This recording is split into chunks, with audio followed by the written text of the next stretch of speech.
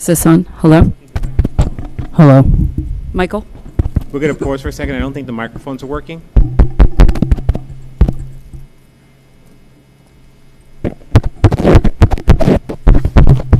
Testing 1, 2.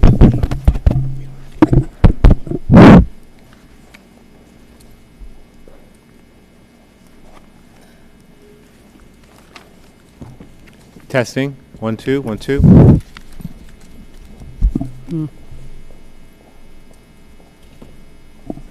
Sorry, everyone. We just want to make sure everybody can hear us, so we'll just pause for a moment.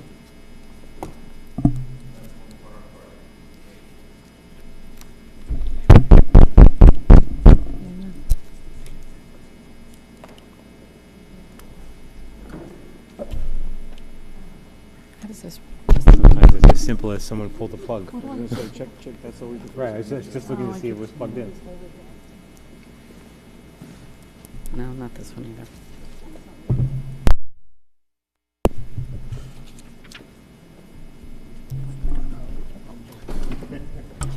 I'm not touching I noticed stay in my lane. it. Yeah, because these are lit up. Well,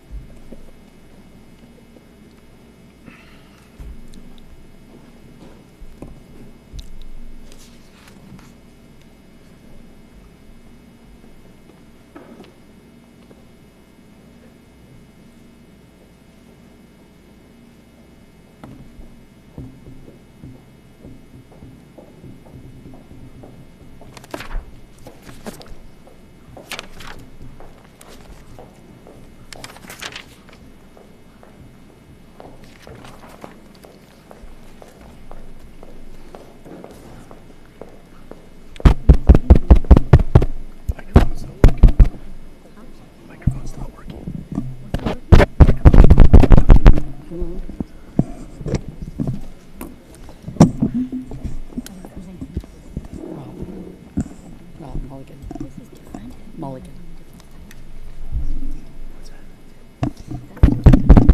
Okay.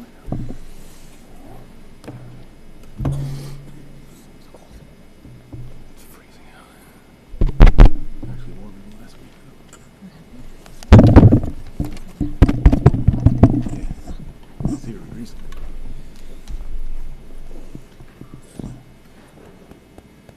If this worked, I could have just passed it around, but no. Thank you.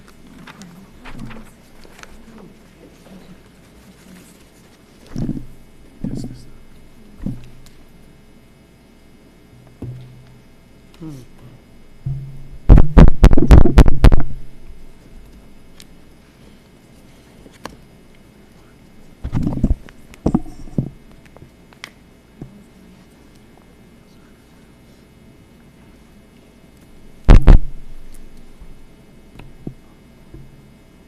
We may have to talk really loud.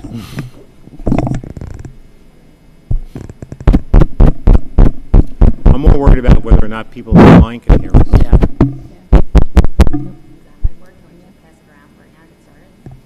It doesn't work. That one's not working? No, I was thinking that one. Just pass it around, Mike. Is that one? Because I Got a checked this copy one. here. This one's not. Oh. That's what I was going to do. Online is working? Well, that's good. Thank you.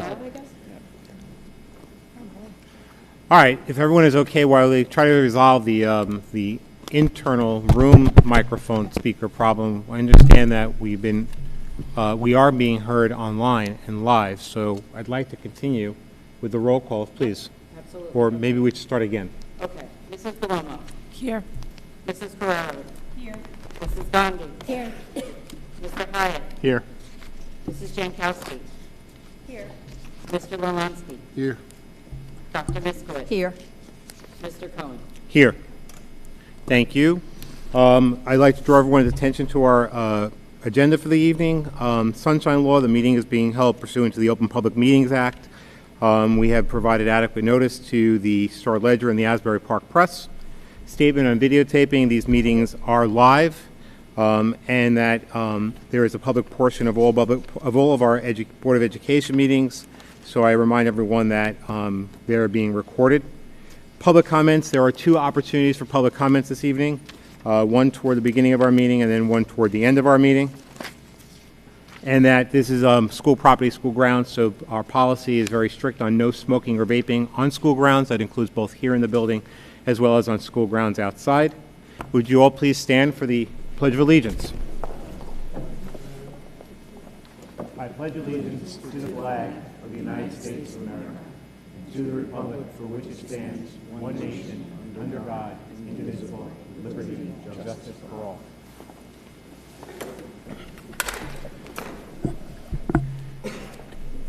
To those online, I apologize if I'm louder than normal because I want to make sure those in the room can also hear me. We are going to begin with our first item on the agenda, which is announcements. Mr. Balone? I don't have any. Thank you. We're going to go to our second item on the agenda, which is the presentation of the 2024-2025 school year audit. Mr. Mulligan, welcome back. You may have to speak loudly as far as the room is concerned, but I understand the public will be able to hear you.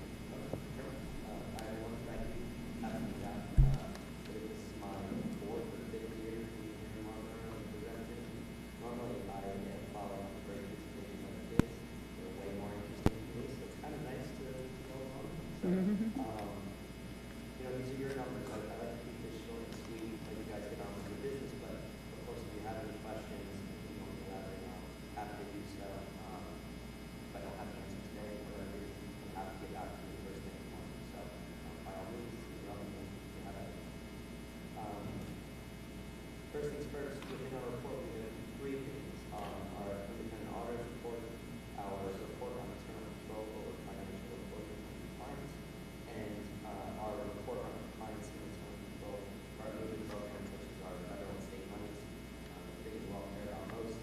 These are all unmodified opinions, which is best given that we get overall stamp approval.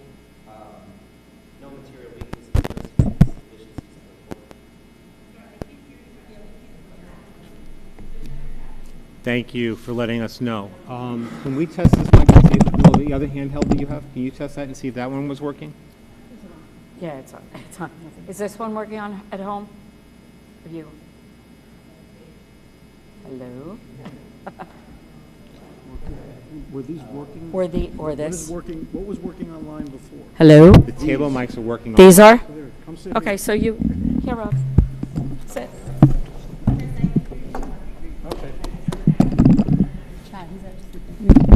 Hello? Chair. We have an extra chair here. Okay. Mr. Mulligan, please join us at the dais. Thank you. Thank you.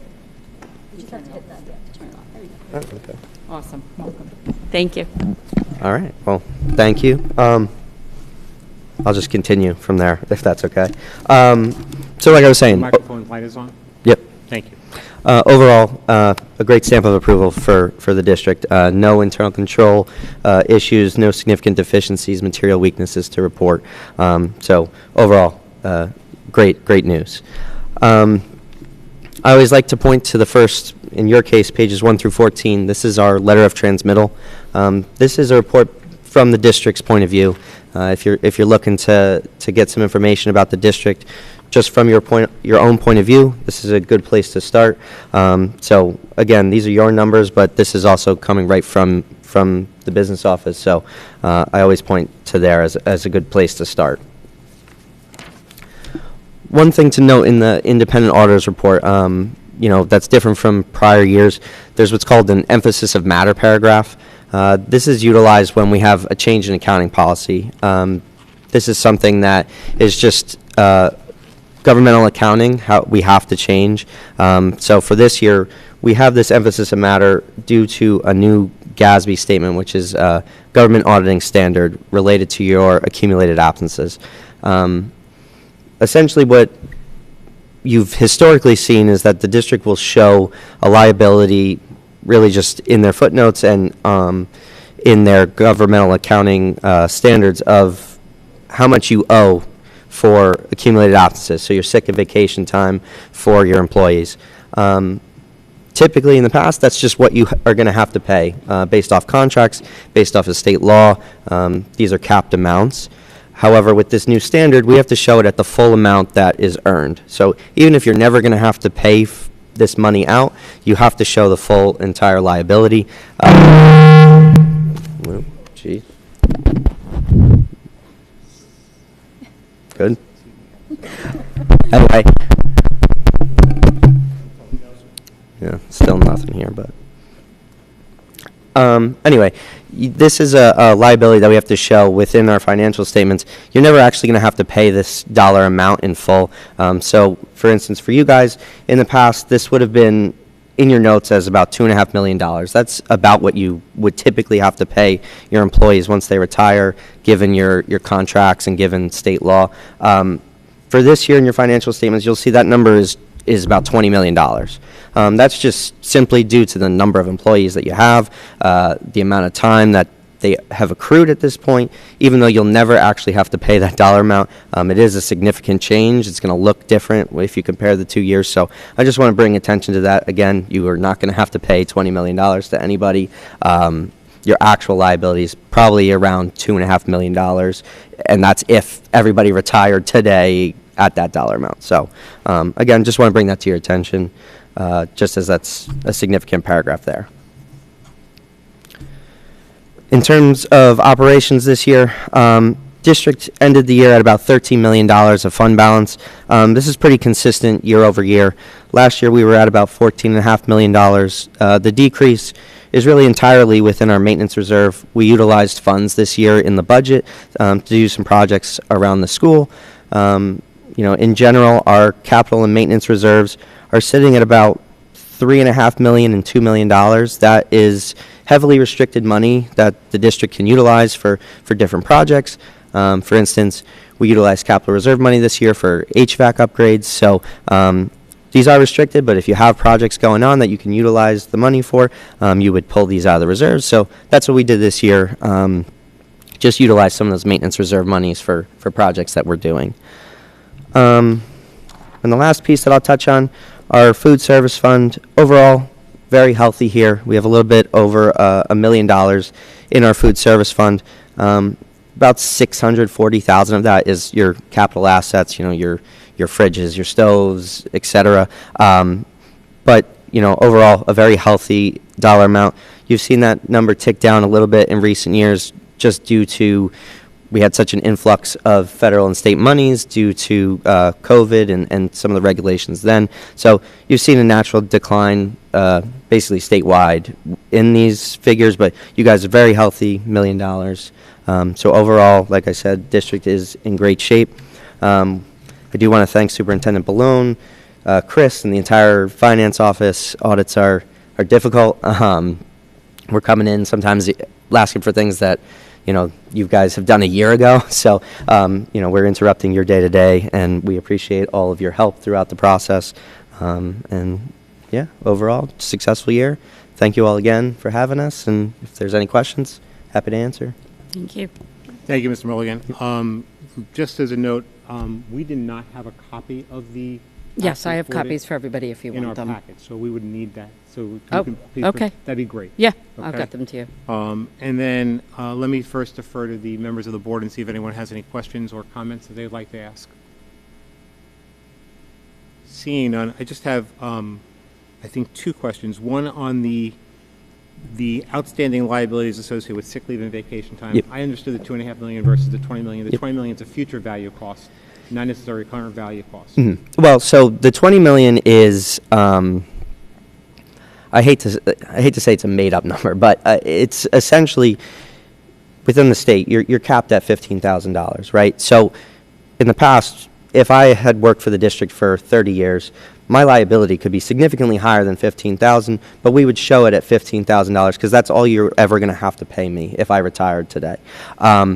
This new standard that we have to follow states that you have to show it for the full amount. So if I've been here for 20 years and I've accumulated all this time, you're still only going to pay me $15,000, but you have to show the full amount, which is based off of the number of days and typically my per diem rate, so my daily rate, or in some cases your hourly rate, depends on the calculation, but yeah.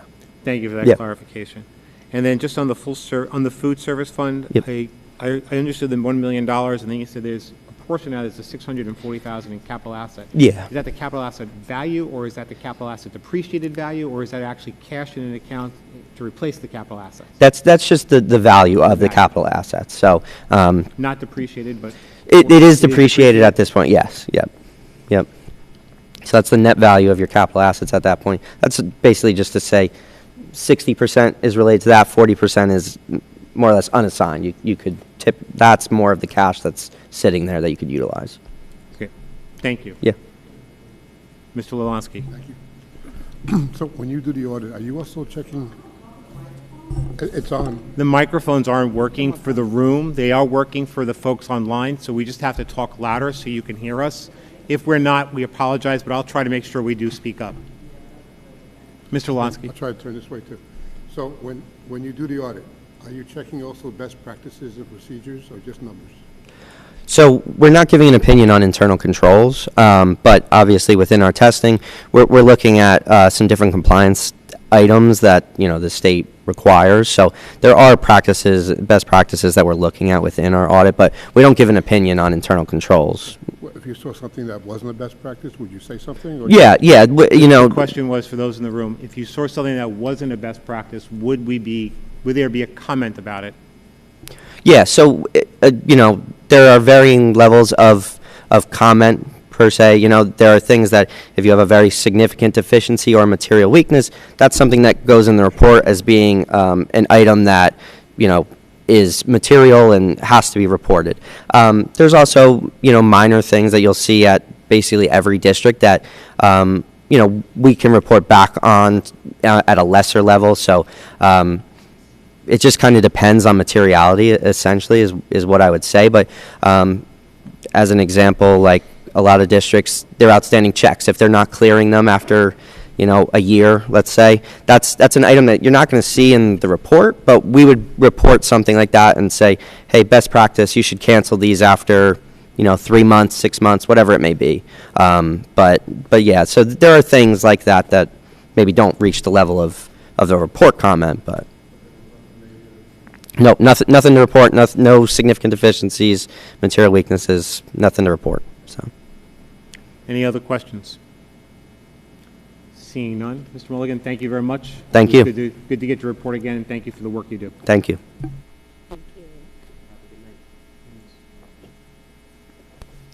Okay, moving on to our next item, we are up to Ms. Jelinski, discussion number 3, your number 2. Your number 2, discussion number 3 on our 2026-2027 budget.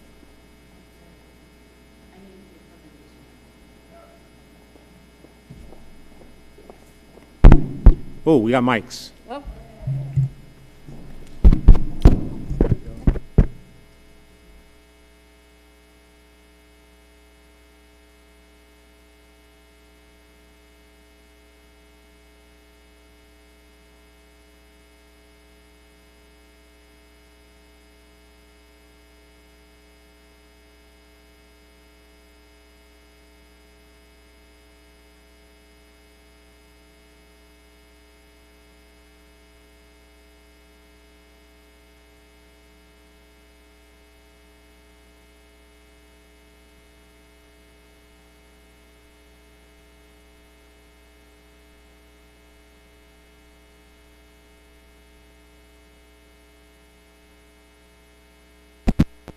From here, that's fine. Okay. Good evening, everybody. So this is budget discussion number 3, my number 2. And today we're going to be talking about 2 different budgets, the curriculum department and the special services department. So I just wanted to start with, give you guys a little bit of a background. When we do a budget as a district, each department develops their budget based on needs, based on budgetary constraints, and based on the goals that we as a district, are looking to do, things we want to achieve. What worked with Mary Elizabeth and Morgan this year to try to change it up, to try to show all of you that what we do is thoughtful, and what we do with a purpose. We do with a reason. Everything that goes in this budget, everything that Morgan wants to add to the curriculum budget, or that Mary Elizabeth wants to do with special services, there's a reason for any new initiative. So with that, I want to start by showing you all. These are the board goals. So the Board of Ed develops goals that they want the district to kind of strive for. And I thought that this year it would be great if maybe we can tie these goals to the initiatives we're doing in the departments. So that being said, we're going to start. The first budget we're going to talk about is curriculum. And you'll see on these that we indicated what board goal, we're striving for in the initiative. So the curriculum budget this year is coming in at 1.347066. So it's an increase of approximately $56,000 this year, 4.4%. This is made up of a variety of things, and we'll talk about each one. The first increase that makes up the increase are testing services. So this year, there are two things that the curriculum department wanted to add to make them better. And the first thing is IXL Spanish. We did this because we had a retirement in district, and instead of replacing the full-time Spanish teacher, we decided to add IXL Spanish and utilize a current middle school teacher to help. This is proven so far to be great. The kids are really learning, right, Mr. Balone? And they're really, it's very positive. They're like engaged. Yeah, so Mrs. Balomo, I know you had asked at the last meeting for a report out to the board on some of the cuts that we made last year and how that's affecting our student achievement and student experience. This is one really good example. So while it is an increase and it falls under the category of testing services, I don't want you to think that kids are sitting there taking tests. It's just, that's the budgetary line item. This is an online program that has enhanced our world language instruction at the elementary level. As Mrs. Jelinski said, we had a retirement, and I mentioned this at our last meeting. Anytime we have a retirement or a resignation, we ask ourselves, can we do this position differently? So we had a retirement at our world language staff. One of our world language staff members retired. And we looked at this and said, can we give better instruction at the elementary level and do it at a cheaper rate? And the answer was, we think so. So we did that this year. So we brought in IXL Spanish, and we have a teacher from this building offering Spanish instruction to our elementary students in place of that FTE that retired last year. So at a fraction of the cost of a staff member, we were able to leverage an online program, and the current staff that we have in our district, by way of the person who works in this building, is also offering world language services to all of our elementary schools. So, I don't have the FTE cost here from the retirement, but we're talking well over $100,000 in an FTE cost. Yes. And then, so taking that on one side of the equation, and then the $35,000 for this program increase, we are ahead of the game. And in looking at the instruction, it was better instruction, not to say that the person who retired wasn't a good instructor. That person couldn't get around, it was one person, couldn't get around to 5 elementary schools in a sustained way. Much of this is done, all of it is done virtually. So the teacher touches base in with each elementary school, at a higher rate than the one person could physically get around to each school. So the world language instruction is better than it was. I will admit it's not what it could be, but what it could be is 5 world language teachers at all of our elementary schools, and we just can't sustain that. So one really good example of how this was a positive change that we've made. Thank you. Now, IXL also has a special education component, which the curriculum department started purchasing those licenses this year. Additionally, we have added, it's called Acadians Reading. It's a new screener for literacy. This is tied to the student achievement goal. I'm sorry, the last one was fiscal responsibility and resource. But the screener is tied to student achievement, and this is going to help our students. And that's what the goal is, right? The next category is contract services, online services. We did have a decline in this. Yes. Sorry. Go ahead. Did we get a grant for that? Is that the thing that we got the grant? Oh, only for 1 year. Oh. Okay. Good. Okay. Yeah, that's what happens, sadly. Okay, so the next category we want to talk about is online services and contracted services. So we did have an overall decrease in the curriculum department for this. The decrease is because we moved some software categories, budgetary software categories around to other departments. We had HR, payroll, accounting.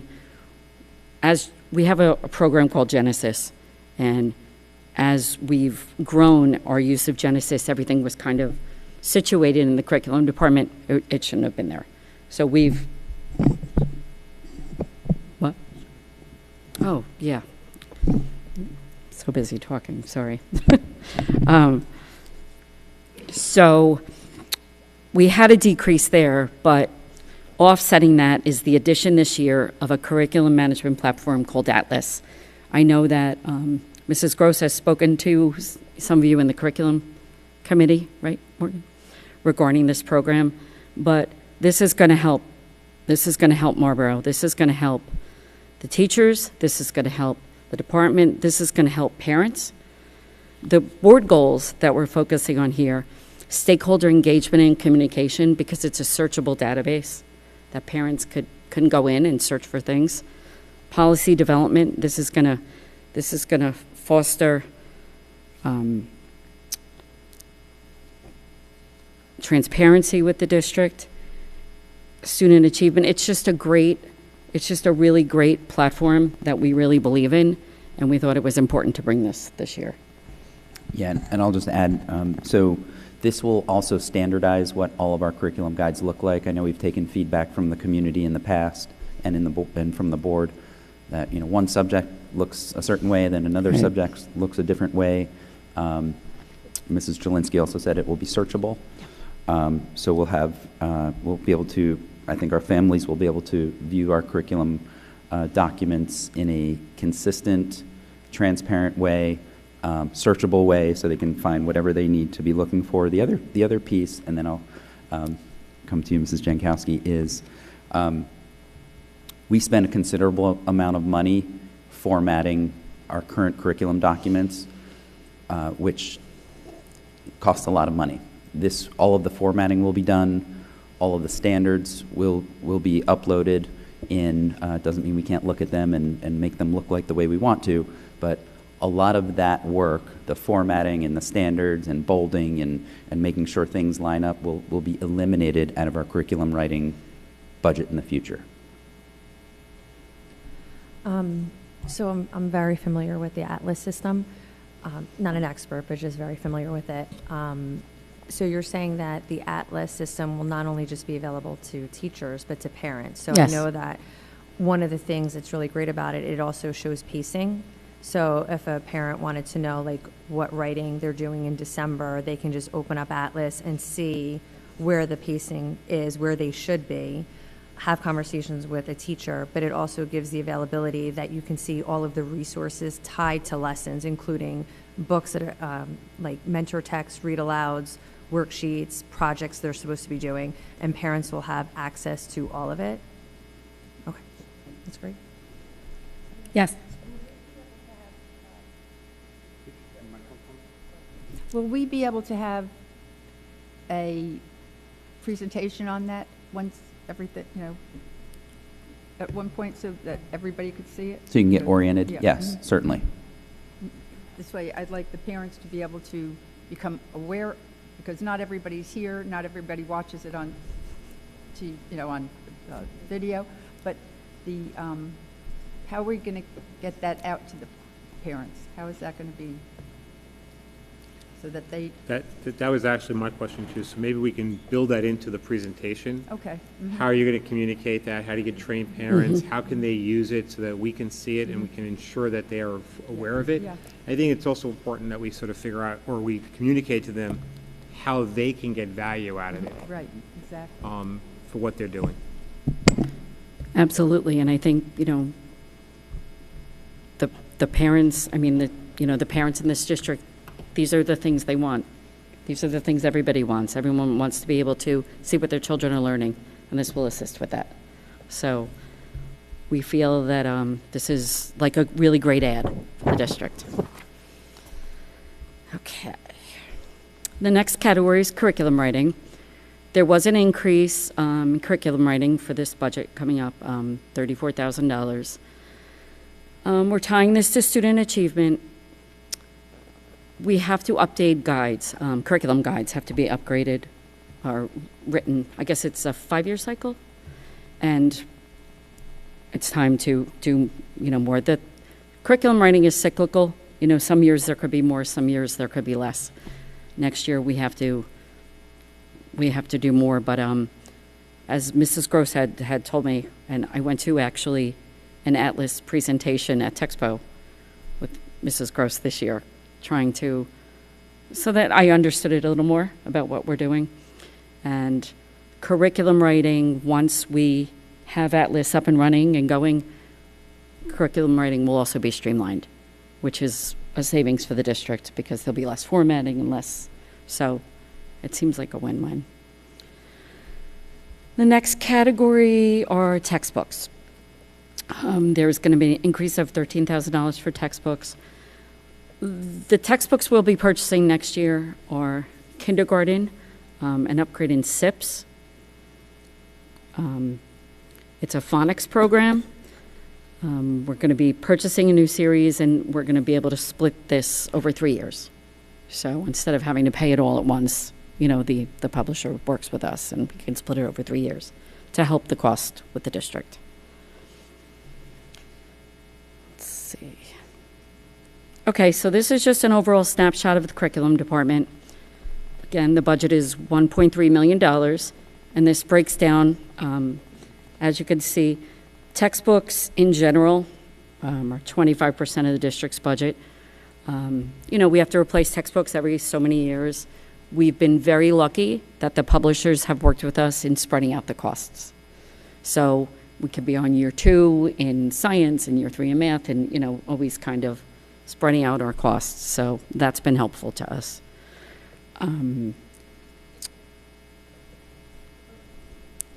Are we using more hands-on textbooks, or are we using more, on the computer? I think digital, Michael, most of them? We have a combination. Yeah. Okay. What is the testing, what does that encapsulate? Is that like district testing and state testing? Is it just the state testing? That's Achieve. I think it's Achieve. There are some online programs in there. That's why when I said testing services. So it's different than online services? It's in, like. So IXL is technically considered a testing service, so that's why it's in Yeah, testing. so the distinction is there is a testing component within some of the online programs. Mm-hmm. So I think those fall under testing services. If it's just a true online program, it falls onto online services. But I would think Achieve is probably the largest, right?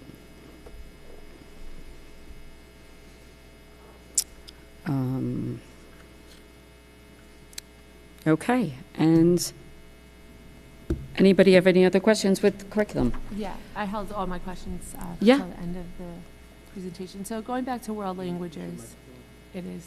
Oh. Going back to world languages, how many hours a week are the students getting? Has it decreased with the new format for being online? Oh, with Are IXL? they getting less hours now than they were before? No. No, they're not. No, I can get the exact number. Looks like Mrs. Gross is. It went up.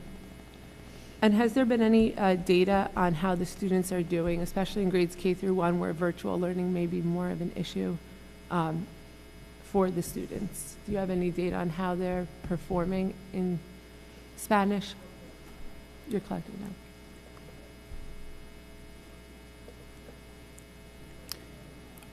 Yeah, also remember the world language standards go to the end of grade 2, so K and 1 are not getting Did that world language. change from the kindergartners? They used to get a little bit of instruction during one of their periods, I remember, for the Several kids. years ago they Yeah. did. What happened was at the elementary level, each grade level had a different language. So I think kindergarten, I could be wrong, but I think it was Mandarin.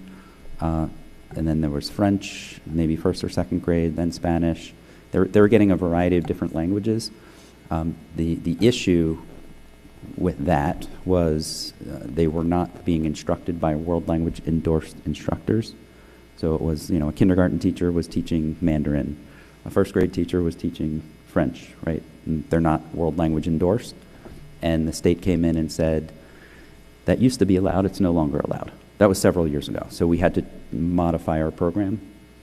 And that's when we brought, we actually removed French out of the middle schools and just stuck to Spanish and started in grade 2 because the standard is from K through 2. Okay, thank you. And then with Atlas, I have a couple questions here. So with this standardized curriculum guides and opt-in and opt-out forms, I know that it was just from getting some feedback from the community. Will the opt-in, opt-out remain fluid throughout the year? So with Genesis, if you opt out in the summer or opt in the summer, that is where it stands for the rest of the year. You can't go back in right before the standard and changed it. A couple of us tried on something recently, and once your answer is locked in, it's locked in. Will it be a more fluid process with Atlas, and will there be more opt-in and opt-out options? So, for example, with fifth grade, there's two different standards. There's one with a puberty lesson, and then there's one with a gender identity lesson. I know that just, again, collecting some feedback from the community, and myself actually, there's one lesson which is given by the nurse or the physical education teacher, which is the puberty standard, that doesn't have a form connected to it. Then there's the gender identity that does have the opt-in, opt-out. With this new program, will we be able to provide more opt-in and opt-out on different lessons, and will it remain fluid so that a parent, maybe your child, progress to a point where you think, hey, you know what, I think this could behoove them, this would be a good program for them, I want to opt in, but in the summer I thought they wouldn't be able to manage it. So let me address the first portion, which was, can we change our answer effectively, right? If we said yes, can we say no, and vice versa? You can always do that. The system we use for opt-in, opt-out is Genesis, right? The beginning of year form, so that will not change. With Atlas coming in, Atlas will not house the opt-in versus opt-out. It'll still be housed in Genesis. So that will not change. Can you essentially go in and change your answer, after the fact? No.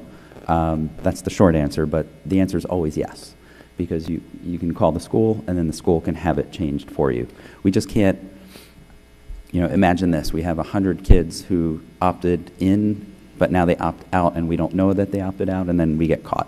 So we have sort of our static answers from August, right, when we release that information. However, if you would like to change your answer, you always can do that. Just contact the school. They will facilitate that change for you. So you can always change your answer. Will there be more options to opt out or in? As long as we're within the provisions, generally you can do that, they're through either religious reasons or in comprehensive health, right? You can opt in and out of any of those standards. We've identified as a district, I'll call them sensitive standards or sensitive topics, depending on the grade level. If there are any others that the curriculum committee deems to be necessary, we're all ears on that. So we're willing to add as many as we need to and as many as we can. I think it worked out pretty well this year, and I guess it was now for the last 2 years in Genesis. So that would certainly come through the curriculum committee and or maybe even to the full board. If the board decides that that's an issue that comes up, we can have that discussion, and we can always add more. I would just caution to say, we have that available to our parents in August. So if those discussions happen after that, then we would just have to figure out what that looks like, maybe for a future year. But there is no limit to opt in or opt out. Thank you.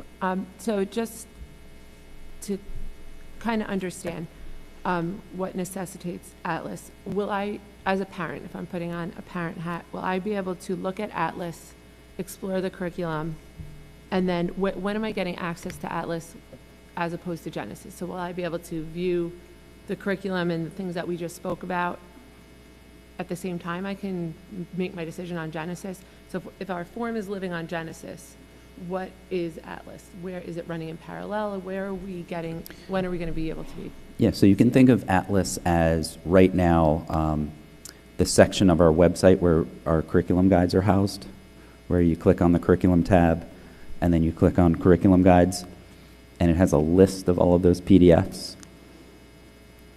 Atlas will take the place of that. I understand.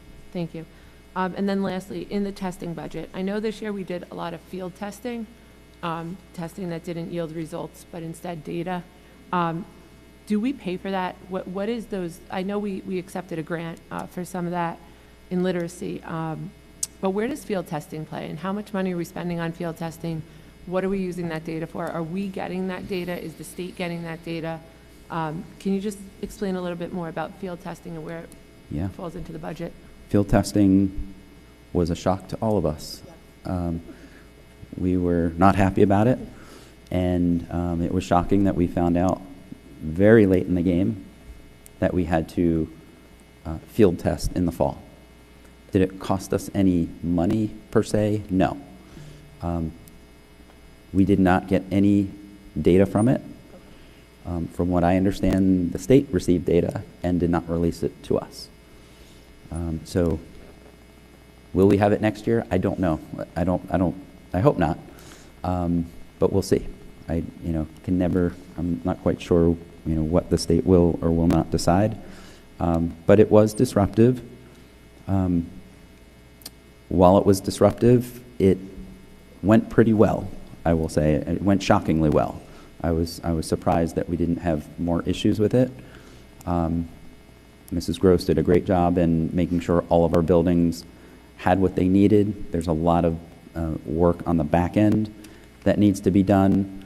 And also the special services team, they have to make sure, all of the accommodations are met. So there was a lot of work to be done in a very short amount of time with very little notice. Not exactly how we like to operate, but we did it. Sure. So just for a budget purpose, and I'm sure we can talk about field testing in different areas, but just for budget purpose, field testing will not affect budget. We will not need to allot more money, less money. I mean, not directly, but people's time, it took their time. So there's a cost for that. I see a cost for that. Right. Thank you. Does anyone else have curriculum questions? I do, just a few. Sure. On the use of the IXL for Spanish, I see that the cost is going up $35,000, almost $36,000 this year. What's in that increased cost? Is it more licenses? Is it more modules? Is it a cost increase from the provider? What was going into that cost? So we utilize IXL currently for other subjects, so we added on the subject of Spanish. It also is I think they do it a per student cost, right, Mrs. Gross? So Right, there's two pieces to that, right.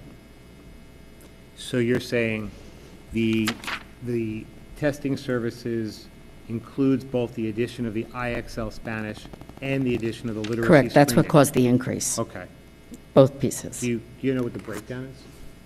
I Because do we're not- using IXL in Spanish now, right? yes. So, But budgetarily, we didn't have it budgeted last year. That's why it's an increased budget to budget. We added it late, we added it this year after the budget, okay. using the And- savings from We the could get you the salary. breakdown. That'd be great. Yeah, Probably for don't have sure. it in front of you. And just picking up on what Ms. Paloma was asking, is sort of like the measurements of success. Do you have like specific measurements that you can determine the success of using IXL across the grades? Because that would be helpful for us to see, that there is either a consistency or maybe even an increase in student proficiency in these languages. Yeah, so right now, because this is year one, we're kind of, we're collecting that information. What will really tell us is when our students get up to the middle school, and the middle school teachers will say, I see a significant difference in the last couple of years, right? It's going to take a few years. But, our second graders using it now, they'll go to third, fourth, fifth. At the fourth year, when they get to sixth grade, the sixth grade teachers, I'm sure, my hope is, will say, wow, they're coming better prepared than they ever have. And middle school teachers vetted it, right? So they know where the students need to get to. So they vetted IXL Spanish to say this would be a viable option, provided that we have an individual who can manage it, and we do. We have a very good teacher here from Memorial who is willing and gets a stipend for it, so we pay him extra. But he's doing a great job, and I'm hearing great feedback from all of our schools.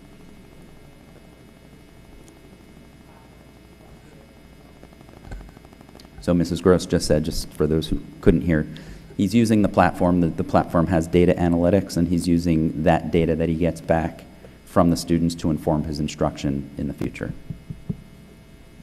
Great, thank you. And then on the curriculum writing, I know you said that there were 5-year cycles, so we expect math and ALA, obviously, and I believe we're probably at the 5th year for health curriculum. Is there any other curriculums that are coming up this summer that we should be prepared to, as far as the board knows, from awareness perspective, also from the curriculum committee perspective?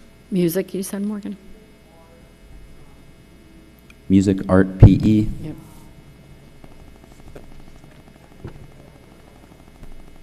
Okay.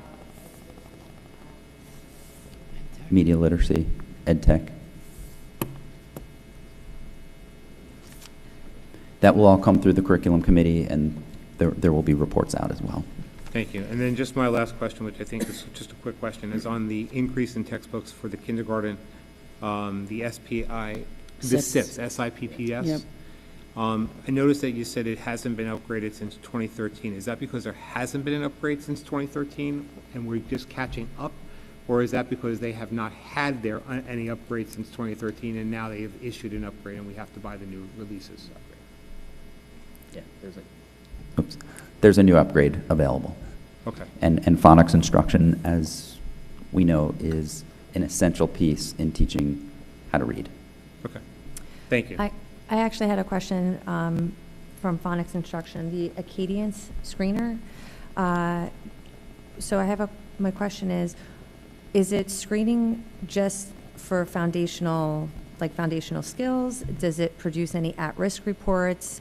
If it goes K to 3, third grade is a testing time for dyslexia. Will it screen for that? Will parents get any at-risk reports? And then the data collected from the Acadience screener, will you be able to use that in INRS, special ed referrals, gifted and talented,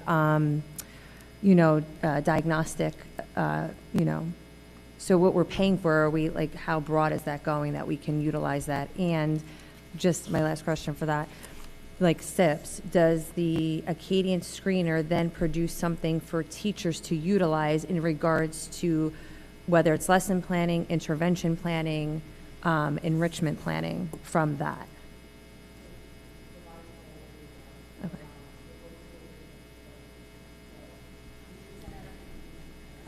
Mhm.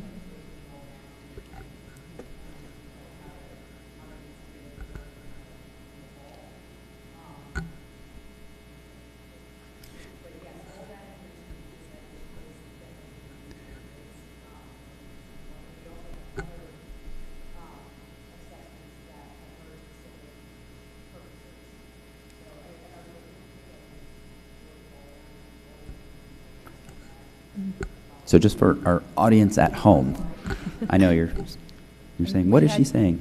We will, Mrs. Gross will provide the curriculum committee with answers to all of those questions. And then at that point, the curriculum committee chair can report out to the full board and the community. I had asked, that was one of my big things, the same, in the curriculum committee when we were talking about it originally. So we'll just redo it so that everybody is aware. I have a comment about Acadians already. I received the scores, so my daughter's undergoing some testing, and I really appreciated what I received back. It's kind of on target, and so if that's just a testament for you kind of navigating and testing and finding the software, like, I appreciate it. Okay. Okay, so we'll go on, but if you have any questions about anything in the curriculum budget, please feel free to email me and we'll get you the answers you need. Okay. Okay, we're going to go to special services. Yep. Thank you.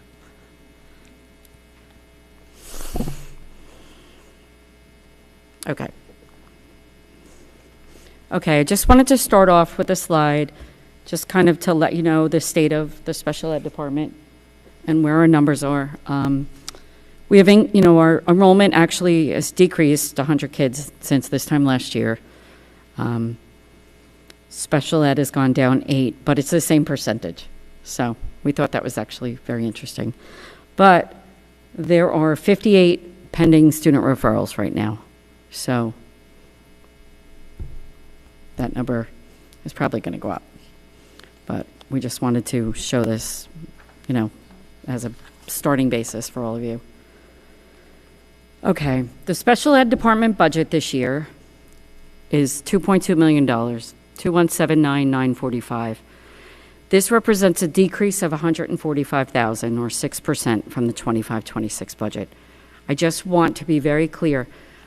This decrease is solely attributed to a decrease in,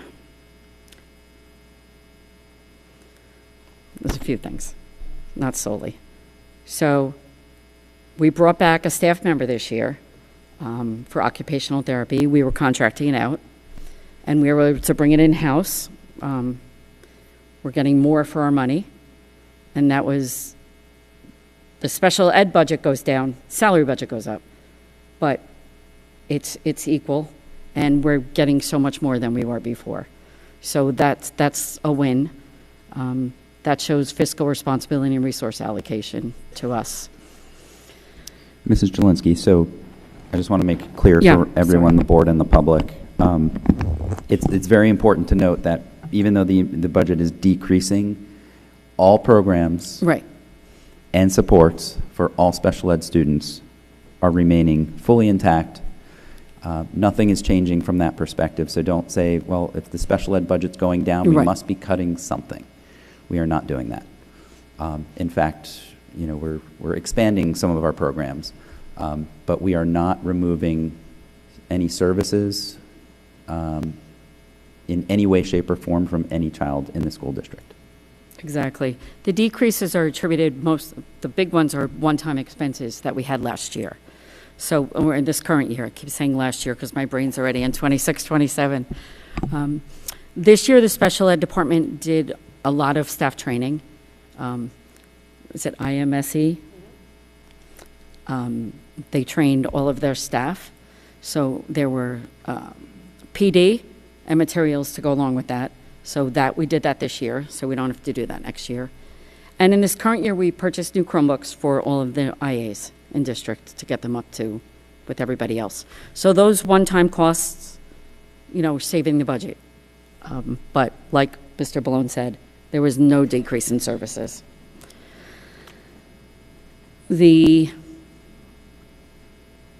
Right, so the training kits and that. Now, what we are doing new next year is the special ed department is going to add another ERI class. We currently have, thank you. We currently have 2, and we're going to add a 3rd. So we have 1 in the middle right now. No, we have 2 in the middle. 2 at the elementary, Yes. 1 at the middle school. Next year, we are projecting to have 3 at the elementary and 1 at the middle school. So what this does is, besides keeping our kids in district, it also is allowed for Marlboro to bring some tuition students in, which obviously is going to help with the costs. I mean, it's nice that I'm sure other districts are appreciating that they have a place to send their kids. So I know Mary Elizabeth's very excited about this program, and it seems to be really, really working well. It was definitely a great thing to bring in district this year. And now we'll expand it for next year. Out-of-district students, we actually have less projected for next year. We have a lot of 8th graders that are transitioning to the high school. So this budget, the general budget, is going down a little bit. I mean, obviously, costs go up every year, so I think tuition goes up about 5% in the private schools, and so even though we have less kids, there's going to be a slight decline in the budget. Part of out-of-district tuition is funded out of the IDEA budget, $560,000, and we're going to continue to do that next year. So that helps the general budget, you know, spreading the costs.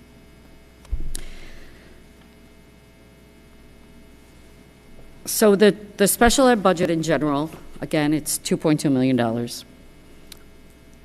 $1 million of the general ed budget, of the special ed budget, is out-of-district tuition. And that's just the general fund. So figure you have another $560,000 in Fund 20. So, oh, go ahead. So the tuition comes out of doesn't come out of this budget? It comes out of? It comes out of both. Oh. It comes out of both. The general budget Yeah. is $1 million, and then another $560,000 comes out of the IDEA budget. Okay.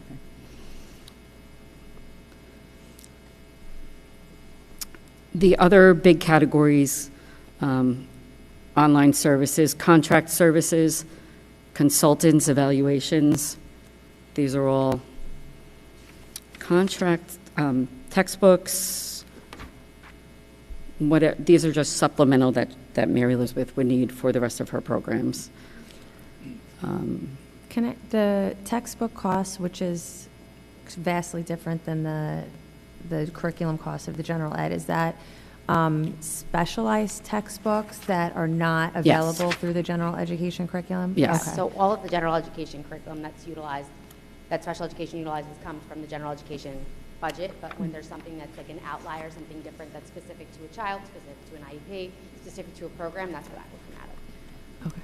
And then the consultants evals, that 330 is on top of, like, let's say your LDTC evals that are already in-house, the Yes. OTs that are in-house. Yep. So that includes, Go ahead. that would include like any threat assessments that are sent out. So anybody that needs to go for a crisis or is in crisis, regardless if it's general education or special education, that comes out of the special education funding. It's all done through my office. We do all of that evaluations coming out of us. Outside evaluations also include neurologicals or psychologicals that students are sent out for additional information when a child is not classified SLD. Because when in district, we can only classify specific learning disability or communication impairment. Any other classification, we need doctors to give us those diagnoses. So that also falls out of that consultant line, as well as other little things that we have that we might bring in special consultants come in. We have a consultant who specifically works with children with mutism.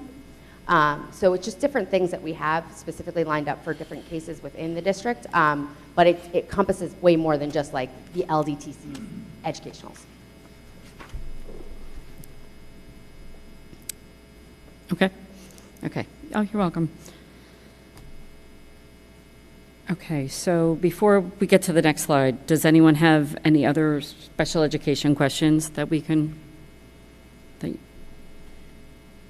Just Yeah. on the out of district tuition, Yes. the 1,000,008. Yep. Is that tuition that's non-reimbursable by the state, or is that like the transportation costs, or is that inclusive of all costs, but yet we get back some funding from the state? Just tuition. That cost is just tuition. If a child needs an extraordinary service in their school or an aid, that's what this is. We get extraordinary aid back. We apply for extraordinary aid back for any students that qualify. I think right now it's 55,000. over. 55,000 Yeah. out of district, 40,000 in district. Right, And over that amount, but you don't get the whole, you get a percentage of that back. So for your knowledge, we put in almost $2 million for extraordinary aid last year and got back 404,000. So it is a very small minimal amount that we get back from extraordinary aid. Right. So I wouldn't say it doesn't help, but it's not nearly what we have to pay out that we get back. Right. So based upon that number of roughly 20-25% that we got back, Mhm. so we expect that the year would be about roughly, if the numbers stayed the same, we'd see about a 20-25%. I would not, because I've honestly seen almost a 10% decrease since I came back from the extraordinary aid. I think Yeah, it was it at keeps declining 70, then it every went to year. 65, and then it went to 53. So we are getting significantly less back every year. Right. So where is the transportation costs In the transportation budget. budget? Thank you. Yes. And you will see that when I bring the transportation budget. I'll break that out by the different I'm just- categories. I'm just curious, because I don't see anywhere on the graph, legal. So special ed is very litigious.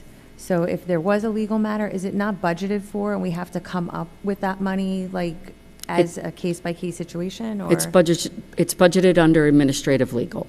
Okay. So that's in the administrative offices. Even though special ed sometimes Correct. is different? than Correct. what That's lawyer- not okay. considered a special education. It's considered a special ed cost, but it's not built into what a departmental cost is. Okay. It's district-wide. Thank you. You're welcome. Yeah, extraordinary aid, you'll see what we're going to project when we do the revenues, because we budget that as a revenue every year. Okay, the next slide. Okay. So this preschool slide, obviously, we budget for tuition every year. That offsets our expenditures. And we wanted to bring to you what we wanted to propose for preschool tuition. This is for the integrated preschool program at the Early Learning Center. So currently, our tuition is $8,280 a year. The second line there, you'll see, it says estimated state preschool tuition. The state tells us every year what your tuition is. So if you have a student, moving into town and they have to pay tuition until they move in, or, they give us state rates. Our preschool tuition rate is $18,203. That's what it costs to run our program, okay? I wanted to do some comps, so we got some comps around the area, both private and public schools. And we are proposing for 26-27 to go up to $10,000. We are doing this because we're trying to bridge the gap, we're slowly going to bridge the gap between what our actual costs are and what our tuition is. Since this program began, we're not, I don't want to say losing money, but the program is not, Yeah, at the inception of this program, bringing the integrated preschool into our school district, and it's a phenomenal program, we've always operated at a deficit. We've never even operated at a break even. We mentioned that, I remember last year and in prior years, that's just where we were living. In our opinion, we can't live like that anymore. We still will live like that, right? Even with this proposal at $10,000, we're still at an $8,000 deficit, but we need to close that gap. We are continuing to lose state aid, as you know. Our healthcare costs are skyrocketing. I know, our health benefit waiver, we are hoping comes in high, so it can help offset that like it did last year.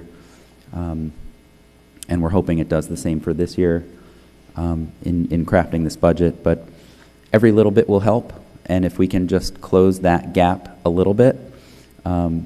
Our thought process also was not to get to $18,000 next year, but to incrementally get closer to that number over the course of, let's say, the next 3 to 5 years. So if we can sort of ramp up our tuition cost gradually for our families, knowing full well that things are more expensive now. Everything's more expensive. So we're recognizing that piece. And that's, in looking at our comparable programs around the county, and it's important, comparable is an operative word here, right? Not all programs are like ours. We have certified teachers, we have related arts experiences for our students. This is a true academic program preparing our students for kindergarten and beyond. So that's where we landed at our proposed tuition rate, and we wanted to at least start the discussion with the board now. We really need to get these rates out to our families. Hopefully we can land on a rate and approve a rate at our next meeting. And we thought it was important to bring it during the special ed budget because it is directly related to the revenue source for the district. So that's why we brought it up here. Chris, I have a question. Yeah. Are the other public schools, like Colsneck and Homedale, are they running at a deficit also? I would imagine so. There's no way their costs Okay, are. just wondering if. Yeah, there's no way they're, our per pupil cost is actually pretty good.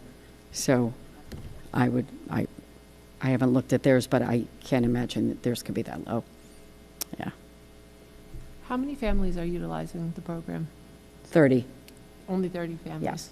And for those 30 families, I know that there has been talk about universal preschool, free preschool. Where do you have any point of reference for where that stands in the state scope? Will this eventually be something that has to be fully absolved by the district? We don't have the space. So, yeah, the preschool expansion, it's a great question. The preschool expansion program, many districts have utilized that, but it's really only good for 1 year. After the first year, the state basically says, okay, you're on your own now. So school districts that didn't have the space, they have preschool classrooms in strip malls. It's not ideal. I don't like the idea of the way it's structured currently, and I would never advocate to bring that here in Marlboro the way it currently stands. For the space reason, I don't think it's suitable to have preschoolers in a strip mall. Financially, yes, you do get assistance that first year, but then it's not sustainable. So for those two big reasons, Mrs. Sturcio and I have talked about this extensively.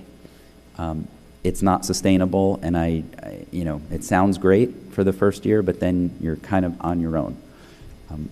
What I would like to do is try to expand what we currently have slowly, but do that in a fiscally responsible way. Obviously, if you open another classroom, you need another teacher, you need another aide, so it has to make sense financially. And I just want to be clear, I'm not advocating for that at all. I just wanted to know if I know that I've read that it could possibly become mandatory at some point in the near to, I guess anything's Not in possible, here? but it has to Is make that sense. something that we're- yeah. Yeah, it has to make sense. Anyone can say this has to happen, but where are we getting the money for it? Sure. And then in terms of, like, 30 is a very low number for the Mhm. amount of families Yeah. that we have in Marlboro. Where do you think we're falling short? Is it advertising and communicating what is the difference in? No, in that's all we, offerings, or- that's how many spots we. Oh, that's all, That's the all event, we, ha- and yeah, you would we have a wait never- list. so We have a could wait list not- every year. We could never expand that to make up some of this difference. There's no room. I think we could. We could, Yeah. but it would have to fiscally make sense. Sure. Thank you. We certainly couldn't at $8,200. Right. Right. Thank you. Anyone else? Just a couple of questions on that then. Just to follow up to Mrs. Palomo's question, if we can add on or we can take on additional I know we have a waiting list as of right now, but what's our capacity to take on more at this point? And beyond the capacity, the escalation in cost. Do you have a sense of that at this point yet? So I don't have a hard number. I could look at that. The way I would envision doing this is incrementally increasing, right? I wouldn't say, and I'm just going to make up numbers. I don't want anyone to think that we have this room, but let's say we could add 5 classes, 5 preschool classes, just as an example. I wouldn't necessarily next year want to say, all right, we're opening 5 classes, right? We have to determine, do we have the students out there, which we probably do, right? We have a large community. I would want to make sure that we would have the space to do that and figure out what the cost, right? And that's why this discussion of cost is important. Our per student cost, will that offset our cost for a teacher and an aide and any additional costs that we might have? Getting the classroom set up, classroom materials, those sorts of things. We'd really have to take a look at that, and I think we would essentially say, I don't know, about 15 or 16 kids to kind of allow some growth. So if we were to expand, I would want to do it slowly, right, to make sure that we can do it right, and then it's working, and then maybe over the course of several years, if the number's 5, which is, I'm not saying it is, but if it were, that's the hypothetical number, over the course of maybe a few years, we could then get to the 5 and then continue to slowly grow until we've hit our saturation point, whatever that may be. Is it 6? Is it 7? Is it 10? And I think we can get a sense of population rates. Are more people moving into Marlboro? Are fewer people moving into Marlboro? What does that look like? I think if we do it incrementally with purpose, that's the way I would want to do it. And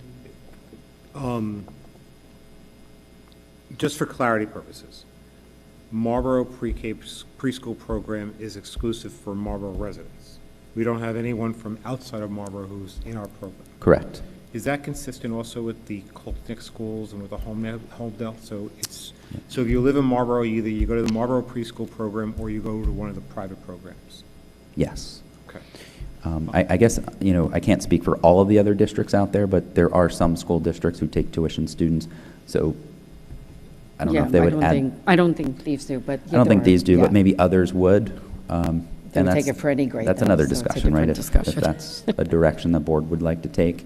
I'm not saying yes or no. I wouldn't necessarily advocate I'm not for that. advocating for it. I'm just trying to make Yep. sure I have clarity on the scope of what our. You can look here to say our the audience would be. Colts Neck Public Schools are taking Colts Neck residents. Okay. And so on and so forth. And then I think I heard, and I just want to make, because I was taking some notes while you were speaking, the plan would be, or the intention would be, that the tuition for the preschool program would gradually increase over a certain number of years. Do you have a sense of what those is the target to try to get tuition to be at or equal to what the state estimated number is, or is that just sort of the ceiling and you're trying to sort of just build? So, yeah, I look at that as the ceiling.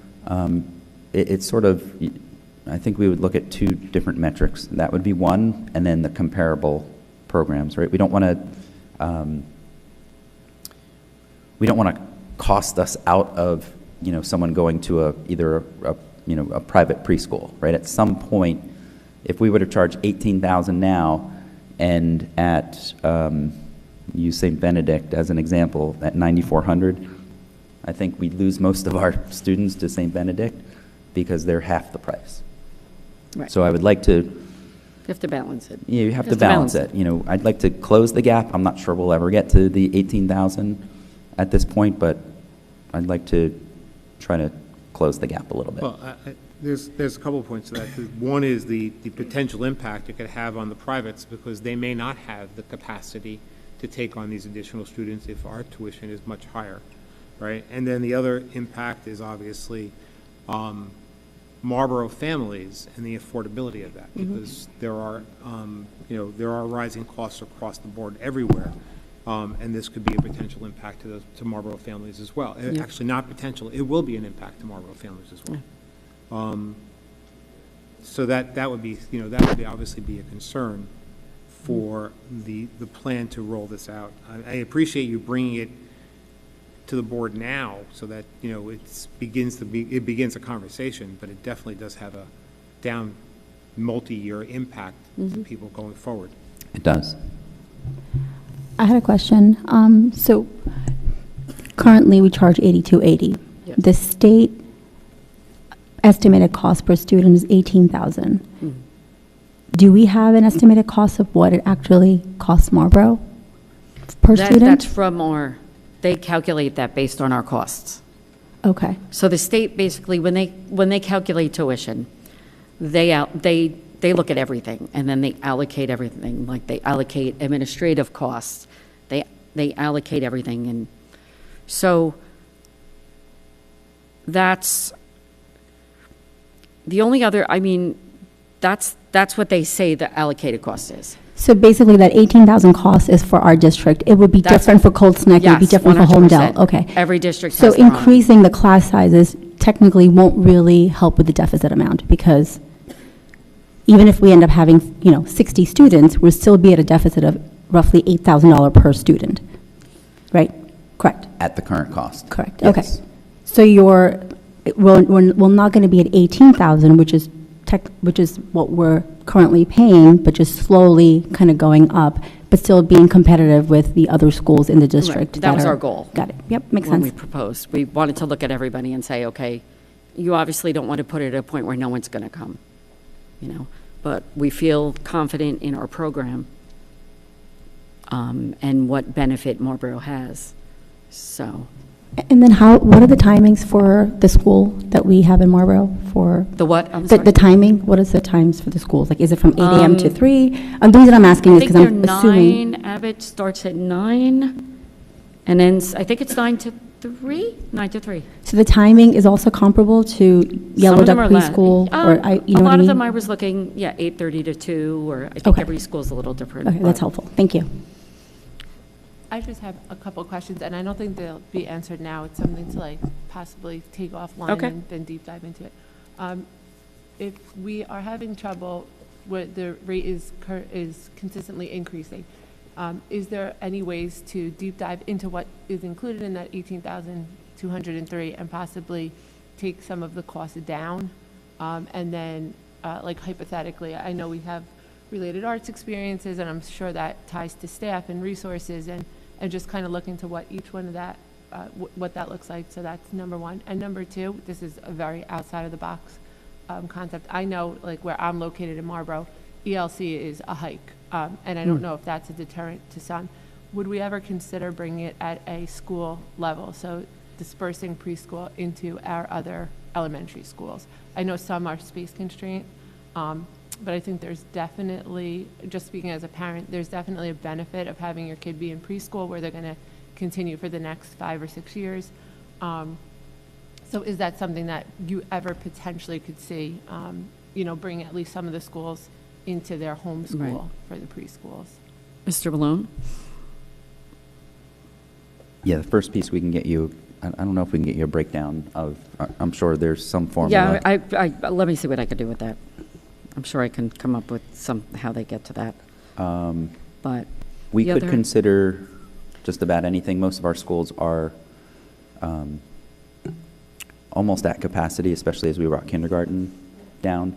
So could we explore it? We could. I'm just not sure it's feasible. Then, one more question, just based upon the proposed tuition increase, which is roughly about 20%, do you anticipate that the program for the next year will remain the same? Do you anticipate that there would be some investment back into the program to enhance it a little bit better so that there is more value for the program? Or how do you envision that to operate for the school year of 26, 27? I don't necessarily want to speak for Mrs. And you may not be able to Sturcio. answer the question right now, but I just... She's smiling, so I don't know if she wants to talk.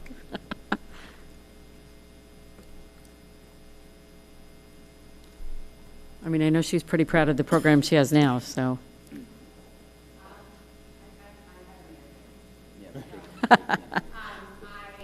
There's always ways I think that we can enhance anything and look at it and see what else we can bring to the table to make it more enticing. I do think that we don't highlight enough everything that our preschool program actually does offer.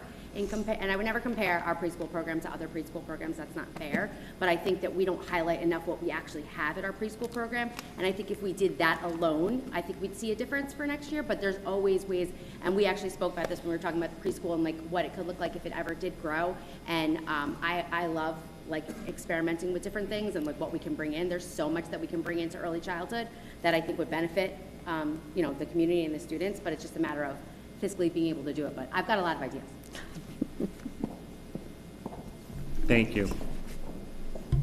I think I may have some follow-up questions, but I can take them offline.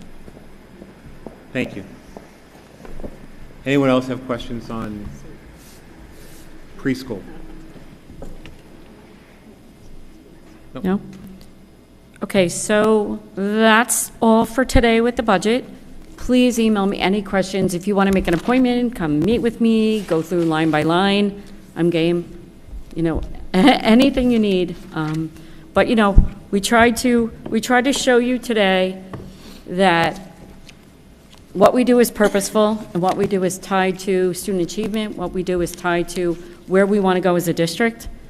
And I thought that by doing this, we would maybe, you know, try to highlight what's different here. So, thank you. Thank you, and thank you for the presentation. Again, very comprehensive and very helpful, and I know that the binders that you will be giving to us will have a lot more detail.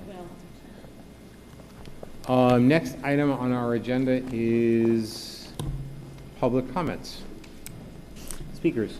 Yes, so I think a bunch of people signed in again, just to be here.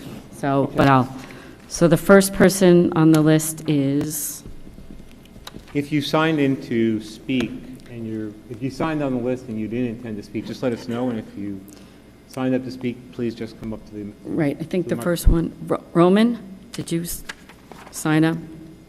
I guess for attendance. Oh, okay, that's fine, no worries. You're not alone. I think I'm going to change the title on this for next week to say board speaking, so. Public comments. Correct, I'm going to fix it. Samantha Schnur. Public, so not No for public worries, comments. no Thank worries you. at all. Nope, Chris Smith? Okay. Okay, Jennifer Woodruff.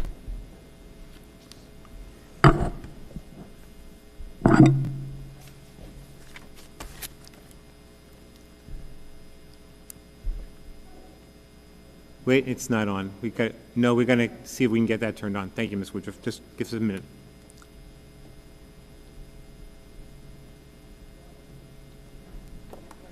All right. My name is Jennifer Woodruff. I am a resident of Marlboro for 30 years.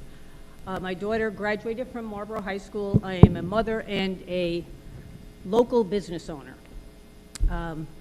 Mr. Cohen and the board, I am asking the board to vote in Val Mendez for the open Board of Education seat. All right, let's see. You hear me now? I don't know Val personally, but I have seen her in action at board meetings, and she has always been the one to stand out above the rest.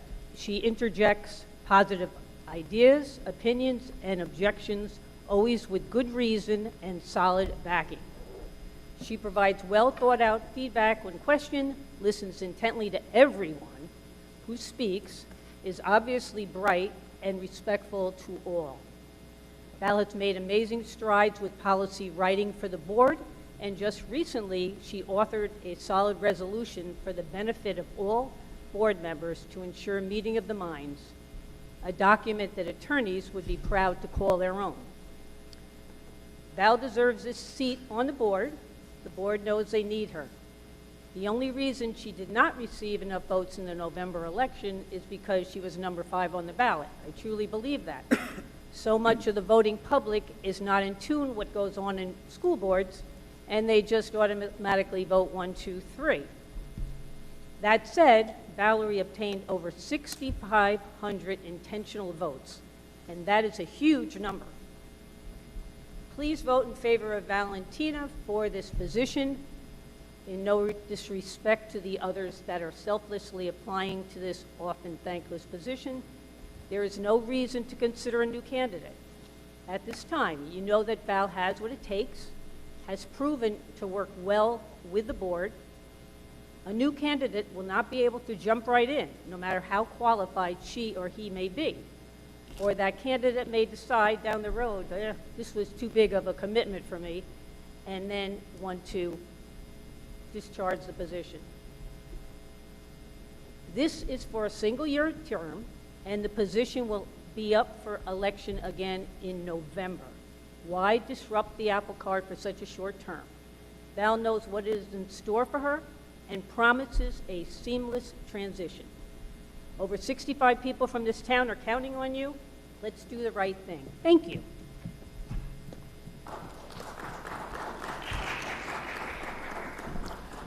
Thank you, Ms. Woodruff, and thank you for coming out and sharing your points with the public comments. Annette Seward.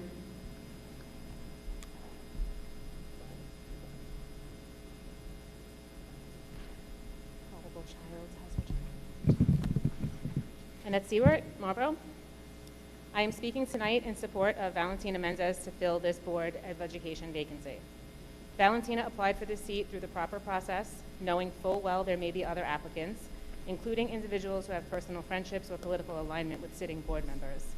That path may be easier, but easier does not always mean right. What absolutely must be said for the record is this: more than 6,500 voters in this community cast their ballots for Valentina Mendez. Those votes were intentional, they were informed, they were earned. To disregard the will of over 6,500 community members in favor of a decision made by 5 board members would not reflect the balance, unity, or fairness it deserves. It would reflect an abuse of power and clear nepotism.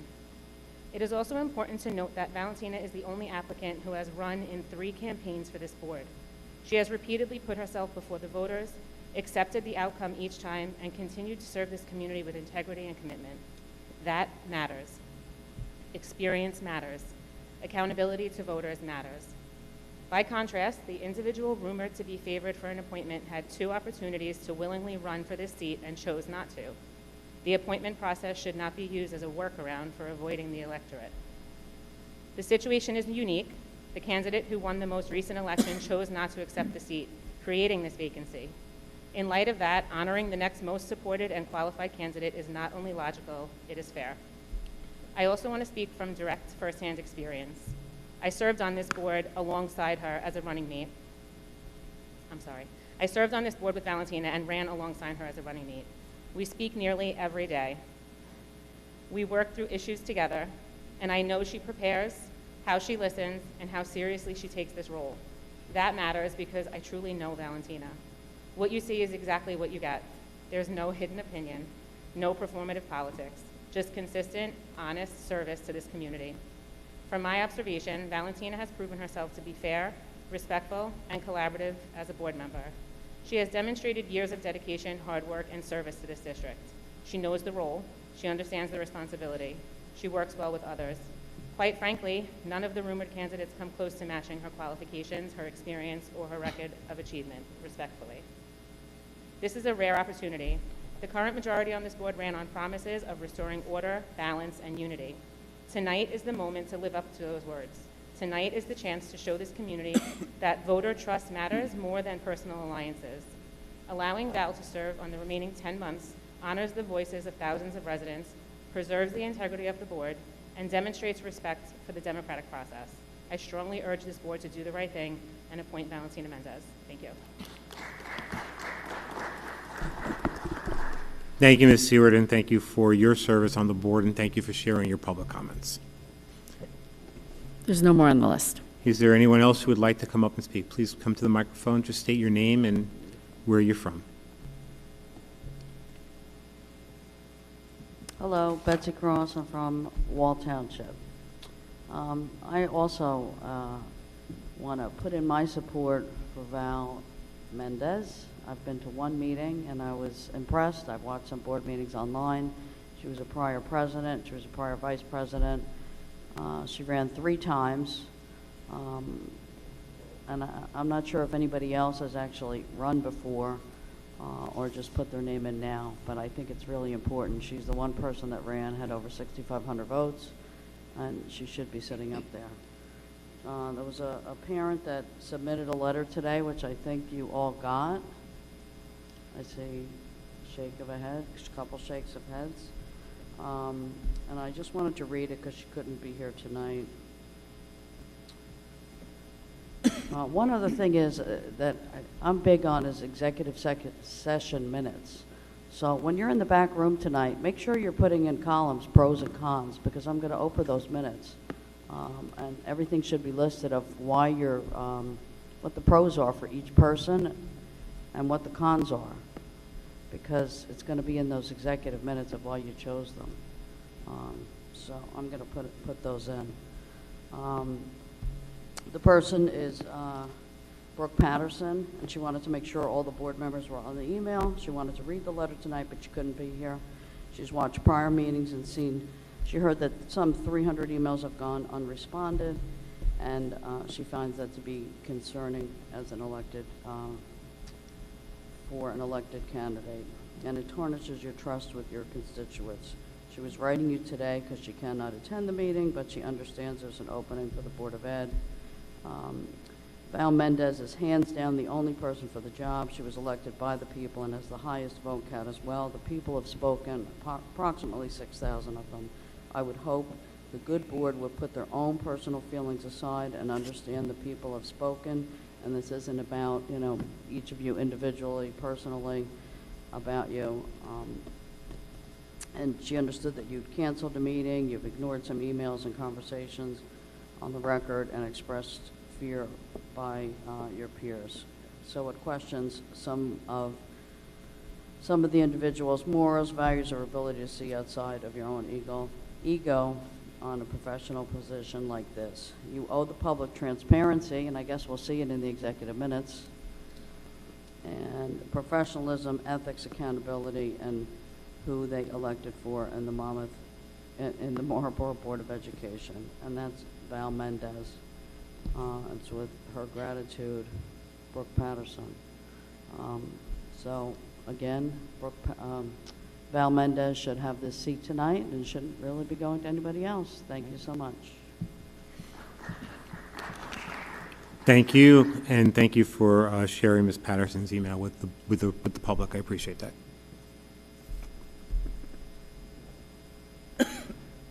Aldo Petruno, Morganville. So, just a quick question from the slideshow. So I understand there's 30 slots for the pre-K. What's the waiting list look like roughly? Like how long is the waiting list? Like 100, 150? Just to get an idea if you did try and integrate the entire list, like what the number we would be looking at is. That was the only question from the presentation. You know, the other part is solely based on the board goals for this year. You know, I really hope that you guys can come together and really work together, because last year was a complete debacle. You know, one of the goals was mentioning safety, respect, integrity. Yeah, I think these two board members still owe Ms. Palomo an apology. It was already brought out in court that Chad was in chat, and we still haven't gotten an apology from him. So I think she is due that at least, to be able to sit here, serve her community, and not be in fear because you were in a chat calling for her death. That's about it. Thanks. Thank you, Ms. Petruno. Thank you for coming to public comment. Mr. Hyatt, your name was mentioned. Do you have? No? Thank you. Anyone else want to speak? 1 and 2, was it okay? I didn't see, I saw a hand go up first, Mrs. McCormick, so if you don't mind. Okay, thank you. Good evening. Good evening. My name is Kim Lindley. I reside in Manalapan. I don't know Mrs. Menendez personally. I am a mom, former teacher, and a concerned citizen. Tonight I'm here to support Valentina Mendez to fill the open Board of Education seat. Ms. Menendez has had experience and demonstrated that she is more than qualified to fill the position. Ms. Mendez received 6,506 votes, which says the voters spoke. When a board member has parents' rights and concerns at the forefront, then she has the best interests of the child at heart. In addition, she's aware of the needs of the teacher. The teacher-parent relationship is paramount for the foundation of the student's education. Trust is key with teacher-parent relationship. As a former teacher, I would support a board member who is concerned for the parents. An important aspect of child's education is the parent-teacher relationship, as I stated. Please vote for Valerie Menendez when you're considering. Thank you. Thank you for coming to public comments. Mrs. McCormick? Ashley McCormick, 16 Riley Road, Morganville. I would be doing parents a disservice if I didn't stand up and say that, or at least ask what the plan is if you do approve a $10,000 tuition for the pre-K 3 students that are currently enrolled. When they go to pre-K 4, would they be given some sort of discount, heads up, fifth payment, something, because they're going from the $8,000 to the $10,000? I also want to remind the board that only 5 years ago, it was a half-day program at $2,500. It's grown a lot over 5 years, and that we do have the numbers for the nearby towns, which is great. Thank you, Ms. Shalinsky. But we don't have Manalapan up there, and we don't have Old Bridge. I believe Manalapan is around 6,300, and Old Bridge is about the same. Don't quote me, but worth taking a look into. I always support Valentina Mendez. As you all know, I've been sitting here for year after year after year, and she is one of the most amazing board members. So I ask you, please put aside bias and your jadedness and whatever else maybe in your head right now, and do the right thing and give it to somebody who has the most experience, who can hit the ground running. Thank you. Thank you again. Thank you, Mrs. McCormick, also for coming to public comment. Is there anyone else who would like to come up? Ms. Mendez. Hi, Val Mendez, Morganville. Just a quick thing about IXL. I was watching the presentation, obviously, and I do know IXL is widely used across different districts across the country, and I understand why districts actually choose it. From a data and standards alignment perspective, it does make sense, and at the same time, I do think we need to be honest about the student experience. While some students do fine with IXL, others find it repetitive and at times discouraging, especially when progress can feel easily undone rather than confidence building. I did see it in my own children, and in talking to some parents, they felt the same. I'm just curious whether the district has recently revisited its instructional platforms, including whether other tools or supplements have been considered, and when the last meaningful review of these tools took place. We know that technology does change quickly, and I do think it's reasonable just to ask how often we reassess what we're using and whether it's still meeting the needs of all learners. Not saying it is or isn't, I'm really just asking how often you look at that. I'm also interested in kind of where you all are in the terms of exploring AI in instruction. I know we had a lot of conversations on that. Many platforms are using an AI component now to help students learn in a different way, and so just curious there. Again, not singling out a particular tool, but there are a variety of other tools that are available. Totally off that topic for 1 second, I would just say that as a community member now, with my child, my youngest child just graduated from our district last year. I feel almost completely disconnected from the school district. Now, I know where to find the agendas and the policies on our website, but I would say that if I didn't sit on the board, I probably wouldn't know that. And so the township does send out communications from the rec center and different things, letting us know where you can find agendas and so forth. So I'm asking that you take a look at how we engage the rest of the community that don't actually have children here. I loved when administration would send us emails. As a parent, I would get the agenda letting me know, here's the meeting, but as a community member now, I don't get that. And so I would just love it if we could take a look at how we engage our community, since a large portion of the taxes go to the school district. Thank you.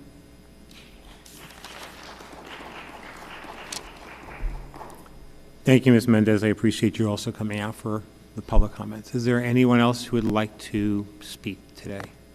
There is a second round of comments later in the evening. Seeing that, motion to close public comments. Ms. Jankowski, anyone else want a second? Mr. Hyatt, all in favor?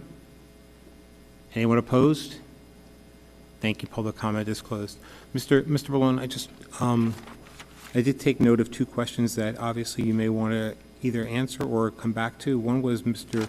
Petruno's question regarding the number of people who are on the waiting list, and the other, which is Ms. Mendez's question, which was about there was a series of questions that she had regarding IXL, which maybe require some follow-up on that. Those were and I'm sorry, Ms. McCormick also had a question, which is the plan for parents who are already enrolled and when they move on to pre-K 4 or something for how you handle the potential cost increase. So I think those are things that obviously we need to follow up with or respond to. A few things. The wait list numbers I don't have, so we can certainly get back to Mr. Petruno on that. Don't have them in front of me. Mrs. Mendez, we annually look at all of our online programs, so there's a constant evaluation of that, generally as we're crafting our budgets. And then Mrs. McCormack will get back to you on your question as well, on what that looks like. Thank you. Okay. Next item on our agenda is HIB. Mr. Ballone. Yes, this is the HIB report from the time period January 16th, 2026 through January 29th, 2026. There were 3 incidents reported. Thank you. Any questions for Mr. Ballone? Seeing none, moving on. We are up to the highlight of our evening, which is our interview process. Let me share with everyone, for those who have not gone through this before, sort of the process, how we expect to pursue this for the rest of the evening, and how the board will operate. So, pursuant to our board policy, which is 0143, right, board member elections and appointment, the board secretary had to notify the board president, which we became very aware of at our reorg meeting when a candidate did not get sworn in, but she had to notify me as board president that there was a vacancy to be filled, and the board had 65 days to do so. The board president then notified the board members of the vacancy, which we actually did at the January 6th, 2026 reorganization meeting. There was a public notice of the vacancy that was issued on January 7th. The notice invited anyone qualified to submit a request of his or her candidacy along with a resume for consideration. The public notice was published in the Asbury Park Press. It was posted on the district website. It was shared via district social media and announced at the BOE meeting, the one that we had most recently. The deadline for submitting application materials was noon on Monday, January 26, 2026. And since we all know that that was also a snow day, I am glad that we had modified our process to sort of also allow for the submission of candidates via email. We had originally received 6 applications, but one candidate chose not to proceed with the interview process. Following the completion of all interviews tonight, the board will deliberate in executive session, and after deliberations, the board I, as board president, will call for nominations. Once the nominations are seconded, we will then close those nominations, and we will then take a vote of the board to identify the candidate that fills the vacancy. If we do not have the ability to sort of have a successful vote, we will continue to take a vote until we do have a successful vote for the candidate. The interview process for tonight will include 5 candidates. They will be called up in the order in which their application was received, so that there is fairness to that. Each candidate will have to leave the room, and only the candidate being interviewed at the time will stay in the room. We'll ask you to go into our library or our media room. We'll also ask you not to be on your phones and sort of, potentially getting text messages from people in the room saying, hey, here's the question. We want everyone to be sort of treated fairly and equally in this process. We will give each a candidate around 10 minutes to sort of answer the questions, but also to sort of give an opening so we know who you are if you have something to say in your opening statement. We have 3 questions. I will ask the questions. The questions were all shared with the board members ahead of time. And we will, there is no wrong or right answers here. We're just looking for your answers. So we hope that you will do that. I will also want to start by saying that I was extremely delighted that we had 6 candidates. I'm extremely delighted we have 5 candidates for the board. And I want to thank each of you for submitting your name. Sitting in this seat now for a year, I know just how difficult and how rewarding this position is. So I'm very thankful that we have, people who also want to sort of, commit to the mission of the board, the mission of the district, and support this town in the position that you're filling. That sort of lays out the process that we're going to follow. This is pursuant to our board policy. I wanted to make sure everyone was fair. The questions were not, just so it's clear for everyone in the public, the questions that we have this evening that were shared with the board members were not shared with the candidates or the prior to tonight. So this will be the first time that we'll be hearing the questions for their interview process. So with that, I would say let's take a 5-minute recess so that the candidates can sort of walk out, and we will begin with, I'm going to read the order in which this will occur so everyone's aware. The first person will be Roman Gavrilov. Thank you. Christopher Smith will be second. Adam Pollock will be third. Valentina Mendez will be fourth. And Samantha Schnur will be fifth. Okay? So that would be the order. So with that, I'll do a motion to take a 5-minute recess. Mrs. Gandhi, can I have a second? Mr. Lolansky, all in favor? Anyone opposed? We'll take a 5-minute recess. Thank you.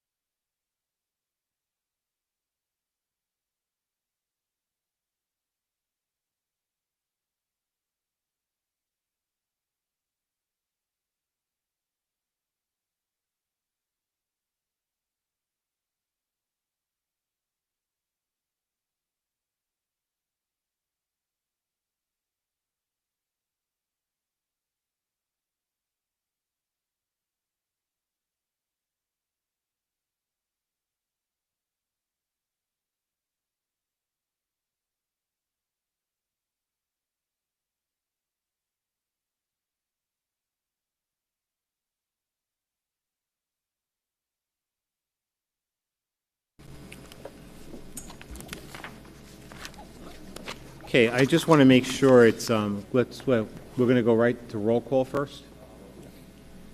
Okay. Oh, okay. All right, Gad, you can start roll call, Ms. Jones. Okay. Okay, roll call. Ms. Spalomo? Here. Mrs. Carrero? Here. Mrs. Gandhi? Here. Mr. Hyatt? Here. Mrs. Jankowski? Here. Mr. Lalanski? Here. Dr. Miskowitz? Yeah, here. And Mr. Cohen? Here. Okay, just for clarity and just in case anyone's not sure from the board perspective, okay, we will listen to all of the candidates. Then when we go into exec, we will have the opportunity to deliberate. There will be no votes in exec. There will be no discussion on how people are voting in exec. It'll just be a discussion of the candidates. When we come back out here, this will be the only place in which a vote will occur, okay? There will be nominations. We will get seconds. When we are done with all nominations, we'll close nominations. And once we close nominations, we will then take the vote. There will not be any votes in exec. Is that correct, Mr. Gross?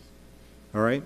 So I just want to make sure that that's clear for everyone in case there is any, doubt, but that's the process and the procedure in which we have followed, I believe, in the past, but that's the appropriate process and procedure that we should be following. Okay. As far as the interviews, I also just want to share, and I'll do this for each of the candidates, there's going to be a 10-minute timer for you up on there. The first minute or so, please just take that time to introduce yourself and tell us why you're here, whatever you would like to say as an open comment. We have 3 questions for you. You'll have about 3 minutes for each question. And then we will give you, yeah, sure, and then we'll give you 2 minutes to do a closing. So you'll have 10 plus 2 will be a separate timer. I promise you this, the timers will not start until after I finish reading the question, so that doesn't get counted against you, okay? So let me first call you up, and that's Mr. Roman Gavrilov. Correct. So Mr. Gavrilov, thank you for being here today. I'm going to have them start the timer and give you a minute to sort of, introduce yourself. Absolutely. First of all, everyone, thank you for this opportunity. Truly excited.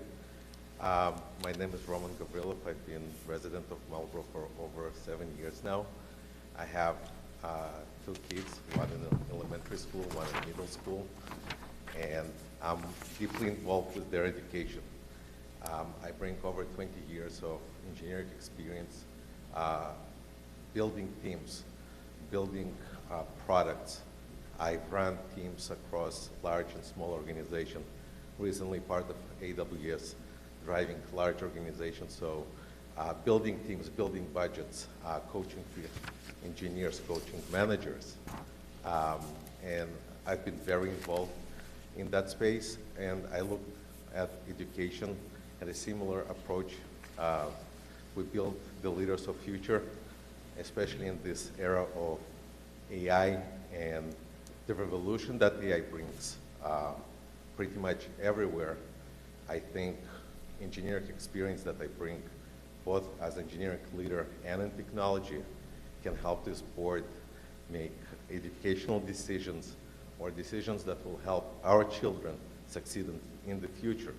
Because with all AI revolution, it's going to change significantly. We're going to have to start with our questions now. Okay, go ahead. Okay, thank you. So we'll start with the timer will start again after I finish my first question. Board members regularly receive concerns and requests from community members. Imagine a community member contacts you directly after a classroom or school level issue and asks you to intervene. Walk us through how you would handle this situation, from the initial contact through any follow-up, and explain how you would determine whether the concern should be addressed by the board, referred to the superintendent or the administration, or acknowledged but not acted upon. And please include any factors you would consider and how you would communicate your decision to the individual. Absolutely. First and foremost, we'll start with empathy. We're human beings, and every scenario will depend. First and foremost, I will definitely bring this to the board's awareness. We don't operate in silos, similar as in business. We operate as an organization. We communicate together. So it definitely depends on the scenario, if it's an urgency or matter of concern. I will definitely, first and foremost, again, I don't bring a lot of educational experience, mostly from business and engineering etiquette, so I will follow my same principles. First and foremost, make the board aware, consult if I don't know the path forward, and based on the scenario, communicate with both the person. If it requires communication with the attendant, definitely communicate with them, but start with board communication.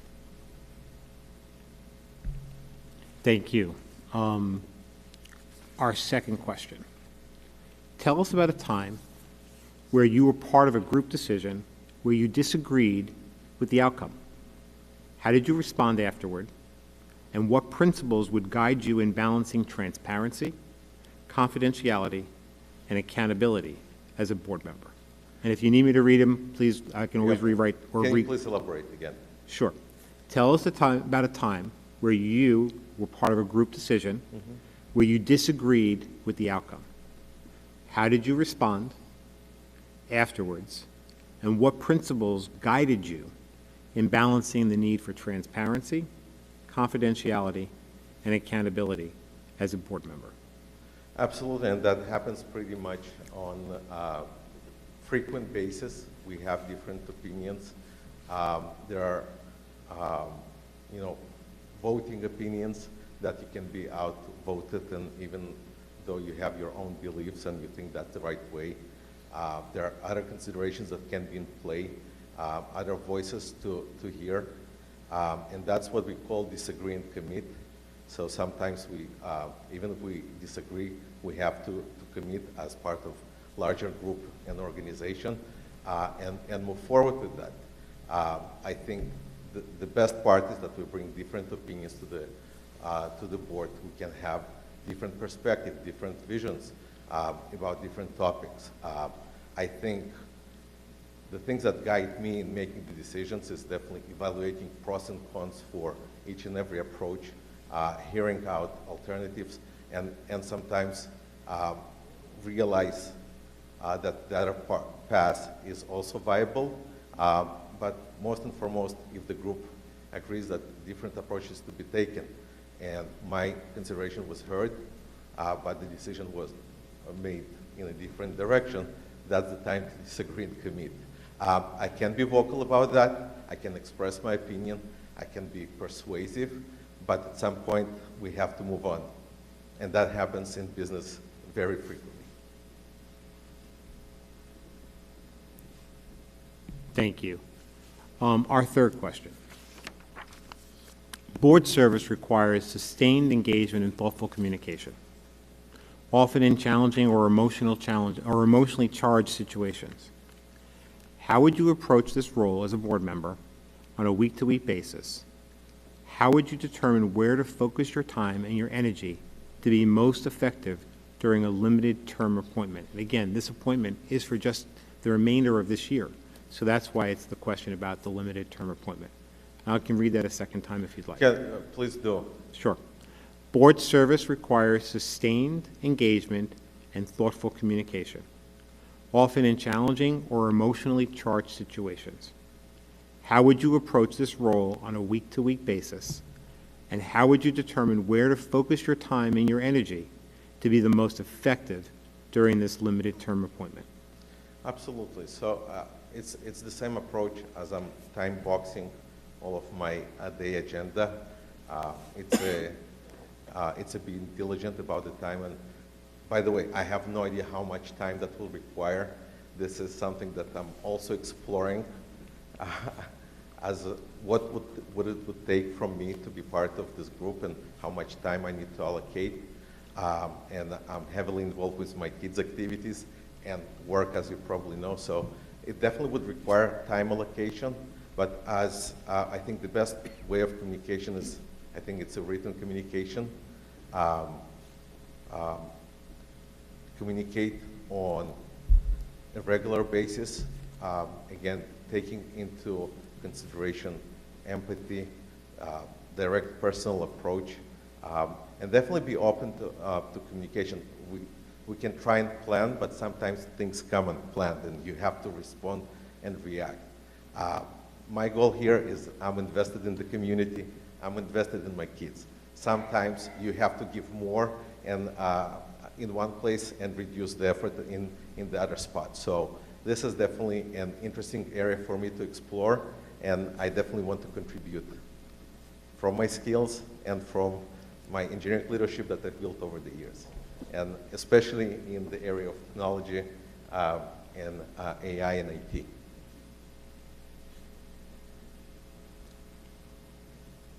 Thank you. You've actually used up a lot less of the time that we needed for these questions, but I would like to give you the time now to sort of, share with us, what you would like to share in the context of a closing, and you would have the opportunity to sort of do that in the remaining time you have. Absolutely. I just want to share a bit more of my background. Back in the 90s, we escaped from Russia, or what it was USSR. I immigrated with my parents to Israel. I grew up, I can say I grew up most of my life in Israel, but I did split my scholar years between Russia and Israel. Unfortunately, I didn't go to school here. I came to United States 15 years ago to help rebuild our healthcare. I think I've been pretty successful at that. We built and helped Obamacare, and I definitely want to contribute to the community, and especially in education. I'll be frank in terms of how we educate today, how the world is evolving. It's moving faster and faster. And that revolution with AI, we will have to adapt and look at things very differently than our elderly used to look at that, how we look at that today. I don't have great answers for my kids today, what their future would look like. But I definitely want to equip them with tools to learn, to adapt, and be fluid for the changes. Because I think that's the most important part of education, right? We're trying to teach them to learn, how to learn new things, how to adapt, how to persevere, and how to come on top. And that's my goal here. Thank you. Thank you very much.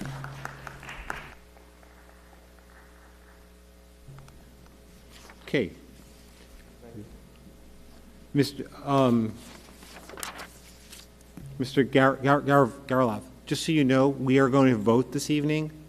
So the intention will be that after we vote, the winning candidate would actually be sworn in. So I just didn't want you to leave in case you wanted to stay around for the vote.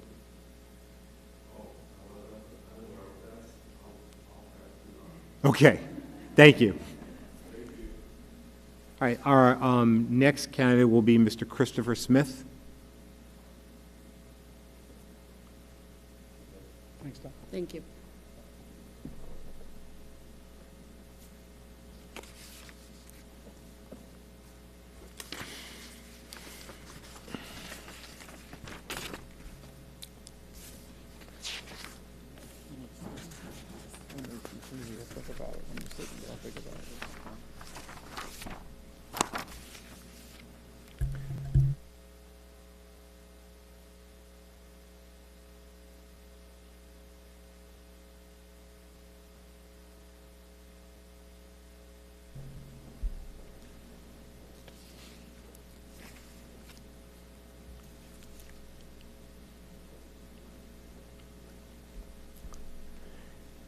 Good evening, Mr. Smith, and thank you for being here tonight. Thank you for having me. I will give you sort of a sense of how we'll work this. So there will be 10 minutes on the timer for you to answer the first part of this, which would be just, an opening statement that you want. I would suggest about a minute or so. We have 3 questions for you. You can take up to 3 minutes per question. I'll stop you if you go over the 3 minutes, so we make sure we get the three questions in. If you take less time on each question, obviously we'll go on to the next question.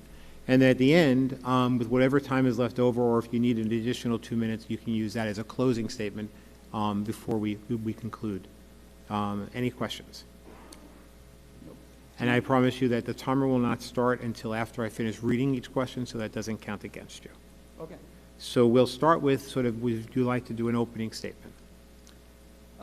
Yeah, sure. So my name is Chris Smith. I don't know if you know the district around Howell, New Jersey, but there's a congressman. Promise you no relation to him. Anyway, I grew up in Monmouth County. Know it like the back of my hand. I am employed with a local community bank, and I've been there for 11 years. I'm extremely loyal. Been a resident of Marlboro for over 5 years now, and I also am a father-to-be in 3 months, so really looking for this. I mean, I'm grateful to have this opportunity to apply to be a part of the Board of Education, because it's something that, you know, I can make a difference and create a brighter future. Thank you. Our first question, and if you need me to reread it or if you need to me restate it, please don't hesitate to ask. Board members regularly receive concerns and requests from community members. Imagine a community member contacts you directly about a classroom or school level issue and asks you to intervene. Walk us through how you would handle this situation, from the initial contact through any follow-up, and explain how you would determine whether the concern should be addressed by the full board, referred to the superintendent or administration, or acknowledged but not acted upon. Please include any factors you would consider and how you would communicate your decision to the board. Okay, thank you for the question. So first off, I would, as any community member reaching out to a board member, I would acknowledge, depending on the way that they had reached out, whether it's verbally or via email, I would attempt to acknowledge them immediately as, hey, in receipt. The next course of action I would take is to immediately reach out to the board president for guidance on exactly how he or she would want me to respond to this specific inquiry or concern.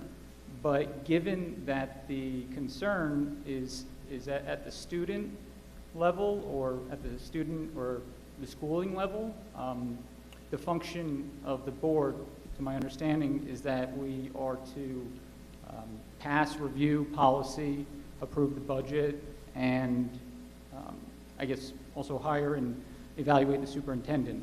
Under those specific policies, I don't believe that administratively it is in our duty to comment or provide a direct response to them. So I would conclude that maybe it would be it would be my intention to express that maybe they should reach out to the superintendent. But that last part is my understanding of it. I would first want to confer and wouldn't want to move forward with an exact response until I had been able to speak with the board or the board president. Yeah. Thank you. Second question. Tell us about a time you were part of a group decision where you disagreed with the outcome. How did you respond afterward, and what principles would guide you in balancing transparency, confidentiality, and accountability as a board member? So maybe not a specific incident, but generally speaking, I am a commercial loan officer at a local community bank, and at least on a weekly basis, maybe a daily basis sometimes. We have a lot of internal discussions about whether we are going to originate a loan, at what terms we would originate it, how we want to expand the relationship, and kind of go at a specific client matter in a certain form or strategy. There are times where I have disagreed with the group decision. The group is comprised of the lending officer, the president, on a course of action of how we would want to move. But we've all actually had the opportunity to express what our opinions are about it and why we believe that this is the best strategy, myself included. And in those instances where I do disagree, I 100% support the decision because I'm acting or I'm employed by my institution and I act and operate under that impression. So in conclusion, I will relay to the client effectively and clearly on what the bank's decision is on how to move forward, giving no indication of alternative options. It's just that we need to come as a unified front to deliver that message so that the client understands how to move forward. As I would relate it to the board, I would do the same, where it's my understanding in the board meetings that there's discussions that are had. It's an opportunity for board members to voice their take or their opinion, feedback. But ultimately, when the decision is made, that's final, and the board is not any singular person, it's a unified front. So I would treat that as the same. Going to, that kind of speaks to my integrity and my professionalism. Thank you. On the third question, board service requires sustained engagement and thoughtful communication, often in challenging or emotionally charged situations. How would you approach this role on a week-to-week basis, and how would you determine where to focus your time and your energy to be the most effective during a limited term appointment? I can reread that again if you need me to. Maybe just the first part? Sure. Board service requires sustained engagement and thoughtful communication, often in challenging or emotionally charged situations. So given that, how would you approach the role on a week-to-week basis? How would you determine where to focus your time and energy to be the most effective during a limited term appointment? And this appointment is just for the balance of this year, because then obviously the candidates will run for the remaining 2 years term. Right. Yeah, so speaking to, I would start with just my commitment. I put a lot of thought into this application. I've done some thorough research and due diligence, and myself being here today shows, at least to me, and it's my job to prove to you, that it's something that I'm committing to, and I understand that there's significant time elements to this role, but I am passionate for a few reasons. One being that I've been a resident of Marlboro for 5 years. It has a great school district. One of the main reasons my wife and we moved here. I do have, not to repeat it, I do have a baby on the way, but it really kind of puts a lot of things in context on what's important, and having the opportunity to give back to the community really speaks to my passion. Now, again, circling back to my time commitment, at least on or where I could focus my energy and time on a weekly basis, is I would more or less like ask or just kind of generalize it in understanding that me jumping into a role, if it does work out like that, I would hope that the other board members could initially give me some feedback on where, feedback or criticism or comments or areas, guidance on where they could see areas that I can improve or allocate my time.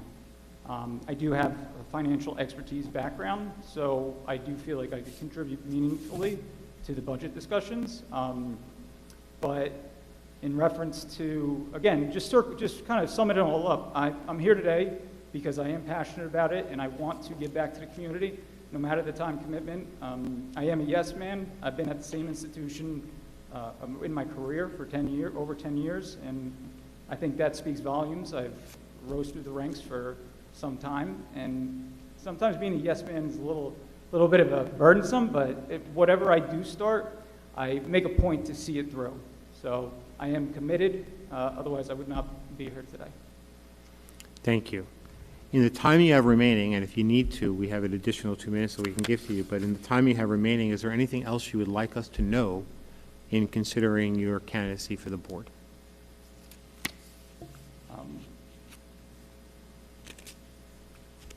Just that this is, I want to just say thank you for the opportunity to stand here today and express my interest in this and kind of be able to relay how I am passionate about it. And no matter the decision that the collective board makes, I myself will fully support it, and I could tell from the few meetings that I have reviewed is that there are all of you have great minds, and as a collective, the school is in better hands, or in good hands, not to say that it was in bad hands, just it's in good hands. So I am, yeah, again, just appreciate the opportunity. Thank you. And thank you for your submitting your name, and on behalf of the board, good luck to you and your family, and congratulations on the baby. Thank you. All set?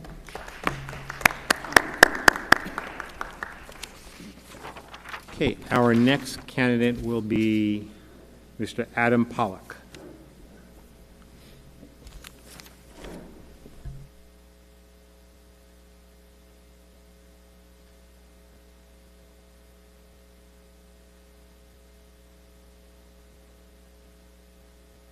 Mr. Smith, just so you know, I wasn't sure if I know I didn't make the statement before, but after we finish doing our deliberations, we're going to vote on the candidate, and the successful candidate will ultimately be asked to be sworn in tonight. So I'm not sure if you were planning on leaving, but we were hoping that the candidates will be sworn in tonight.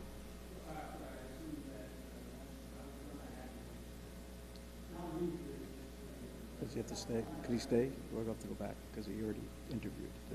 I think you can stay. I mean, if I remember correctly, I did. When I did it, I stayed. So sure, you can stay and listen.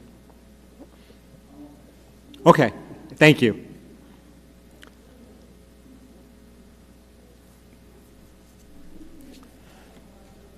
Mr. Pollock, as you come up to the microphone, thank you for submitting your candidacy. Let me just share with you how we'll do this.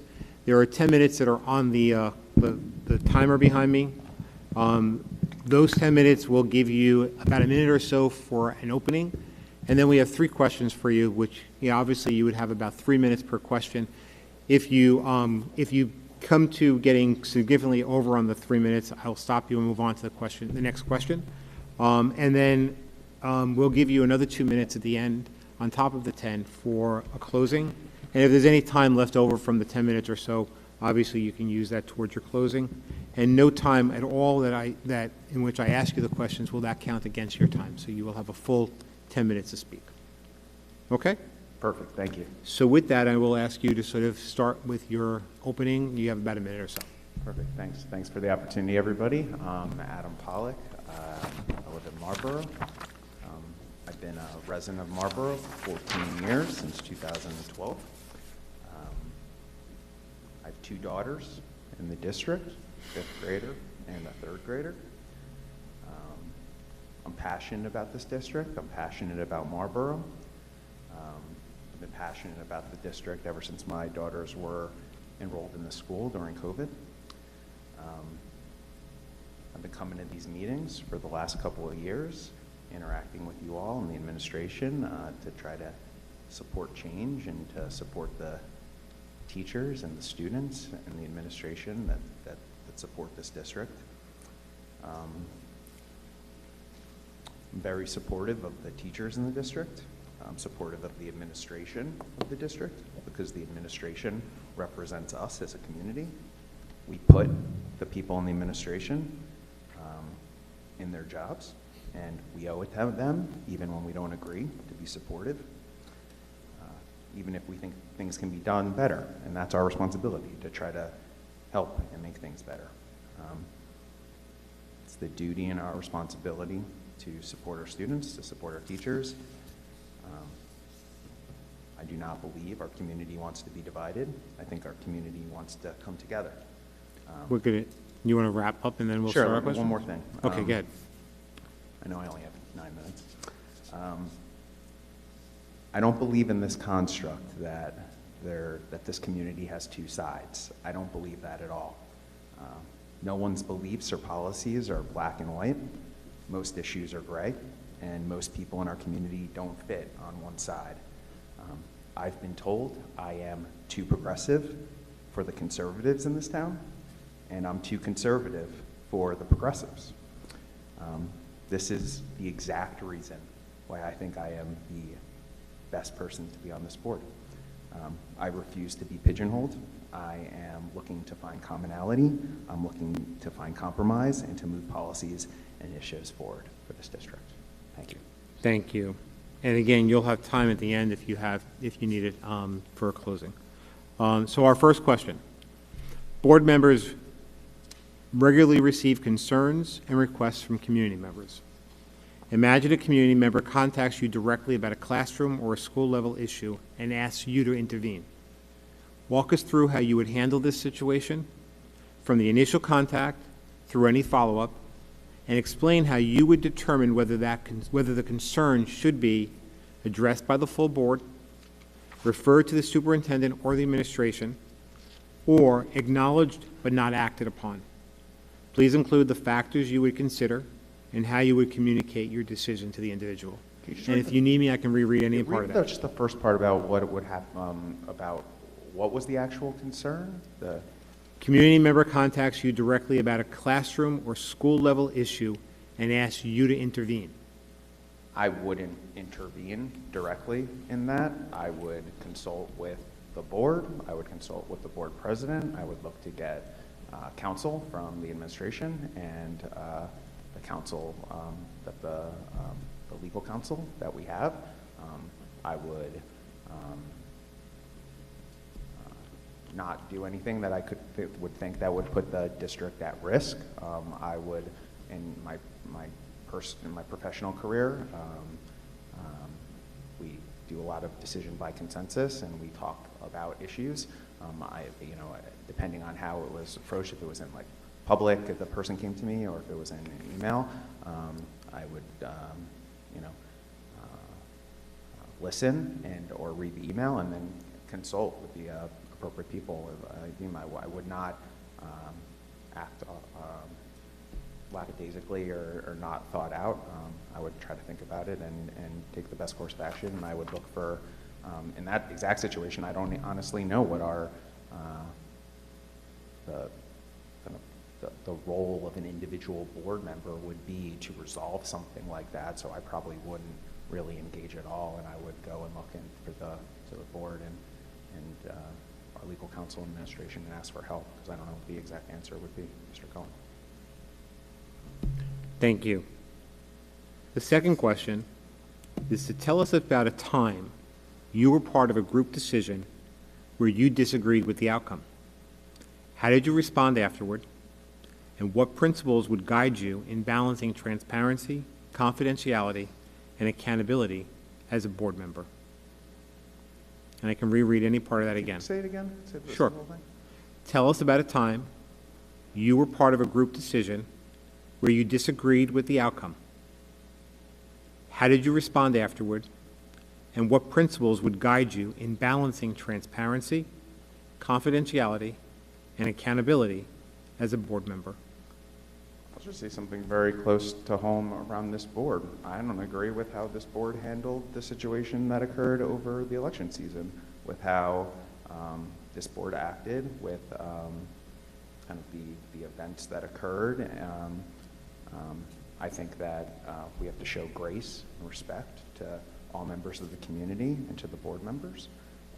If I did something that embarrassed the district or embarrassed the town, or someone I was affiliated with did, I would apologize. And I would be clear that those types of activities are not the things that I'm supportive of. I think that we should assume the best of everybody, and I try to act in a way that is respectful, and I hold my head high and represent myself and represent my family. And if put in a position here, I would do the same exact thing in representing our district and representing the board. So, but I would do it with respect, and I would do it in a way that doesn't belittle anybody. I think that the way that the board has acted with personal attacks against people is ridiculous and embarrassing, and I'm not supportive of those types of things. And I promise that I wouldn't do anything like that, and I would not act in a way that embarrasses this district or embarrasses this town in any way. I want to be very clear also on what you will get from me if you appoint me to the board. I promise I will never personally attack any board member or member of our community. I promise I will act with grace and respect. I promise I will look to find common ground with everybody on the board. I promise I won't lie. I promise I will speak truth to power. I promise I will help take temperature down.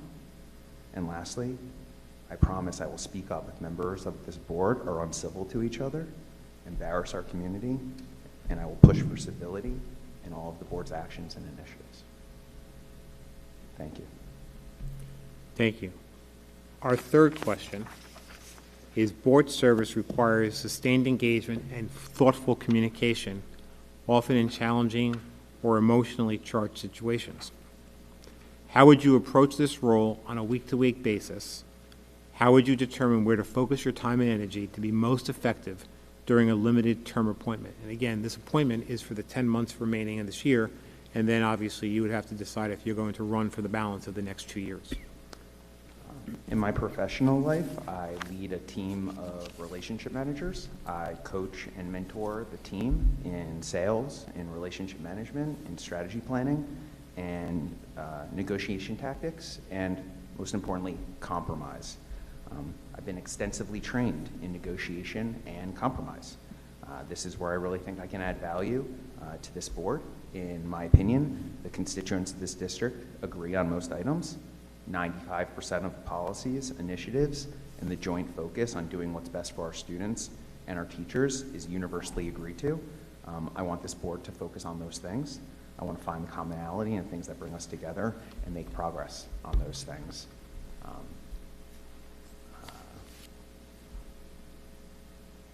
I've been coming to this podium for years, expressing my own viewpoints and opinions. Most of you know me. I consider myself a straight shooter. I'm open to feedback. I'm open to my opinion being swayed. I have strong opinions about certain topics, but I'm always open to hearing what other people have to say, and I will never belittle or disrespect anyone who disagrees with me.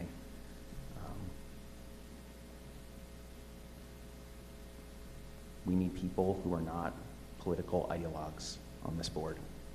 Someone who's willing to think about all things from both sides and do it with grace and respect. Thank you, Mr. Cohen. Thank you. In the time that you do have left, and if you need the additional 2 minutes, obviously that's available to you, but in the time you ever left, what else would you like to tell the board in your closing? I agree with a lot of different ideas and positions that different board members have presented. For example, I am supportive of a civility policy for all members of this board and holding everybody accountable for the actions and things that they do. I am supportive of healthier food options for our students for breakfast and lunch. I'm supportive of keeping parental rights at the center of all decisions that we make. I'm supportive of moving elections out of our schools so we can get those days back on the calendar. I'm supportive of allowing all members of the board to participate in any training and development. I am supportive of PTO autonomy. I am supportive of fiscal conservatism and all money spent and allocated towards the district. I'm supportive of enforcing our current policies around phones and technology. I am also supportive of apologizing if I do something wrong or something that embarrasses this district. As you all know, one of the main things that I always came up here and talked about was technology and phones in school, something I want to continue to talk about and be engaged with on this board. I was part of the Technology Advisory Committee here, and I was super excited to be involved in that and hear what other community members had to think and how we could help with engaging technology. I think that we should pick up that initiative again, focus on how AI is going to be involved in our district, both from the student level, but also almost more importantly from the teacher level, and how teachers are going to get trained in AI and use it in the district. In my professional career, I'm using AI all the time.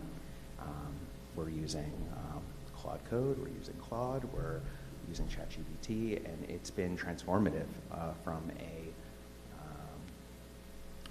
productivity perspective. So I really think that that's a game changer, and I think that's something that this district needs to focus on. I think technology, utilization of technology, utilization of AI is probably the most important thing that's going to be happening to the development of the students in the district over the next couple of years, and I think we should be much more forward-thinking and engaged on those topics.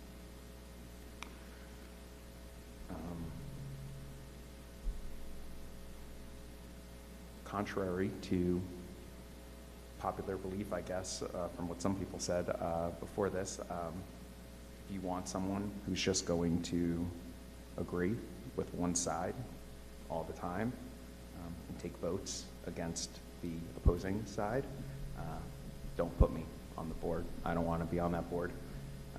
That's not me. I'm not going to vote for any side. I'm going to vote with a clear conscience around what I think is right. And if you do not agree with me, and you do not agree what I think is right, that's fine.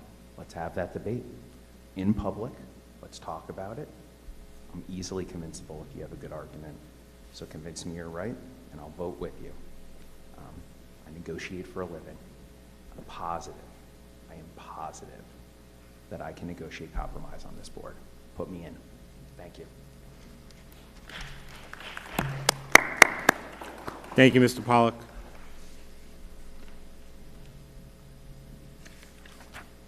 Our next candidate will be Valentina Mendez. Mr. Pollack, just so you know, again, we will be deliberating and come back out here for vote, and then after the vote, we would like to swear in the winning candidate. So if you please stay, we would appreciate that. Thank you.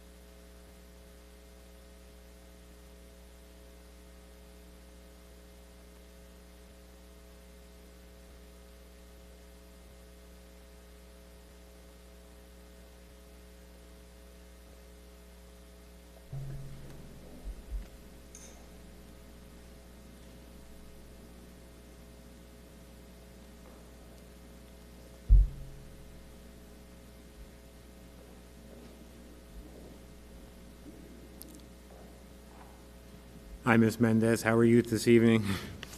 I'm good. How are you? Good, thank you. So thank you for submitting your name as a candidate for the board seat, and I just wanted to share with you the process that we'll follow. Sure. Okay. There's a 10-minute timer on the in front of you and on the screen behind me. The 10 minutes can be used the first minute or so as an opening, who you are, why you're here, whatever you'd like to share. We have 3 questions for you. We're thinking about 3 minutes per question. So I will try to keep track of this. If I think you're going into a significantly longer answer and I need to make sure I carry the other 2 questions, I may stop you. But figure about 3 minutes per question. None of your time will be eaten up with my questioning. All right? Timer will start after I read the question. And then we'll reserve 2 minutes, not from the 10, but an additional 2 minutes for you if you need it, for a closing. So it'll give you a chance to sort of wrap up or share anything, final thoughts. Okay. Okay? Sure. Good. Thank you. And then I will share with you, because I neglected to say this at the beginning, after we complete the interviews tonight, we go into deliberations, we then come back out, we take a vote, and then after the vote, we would like whoever the winning candidate is to sort of stay to be able to be sworn in and take their seat at the dais. Okay? I'll start with the first question. Actually, no, I'm sorry. I'm going to start with giving you your minute or so to sort of do your opening. Sure. Hi, I'm Val. I thank you for allowing me to interview this evening. I'm probably approaching it slightly different because I spent a lot of time with all of you. And so I feel like we've gotten to know each other, but for everybody else, I'm here because I take this role really seriously. It means a lot to me. Clearly, I ran in some elections, some successful and some not. So clearly, I am dedicated to this board and this district.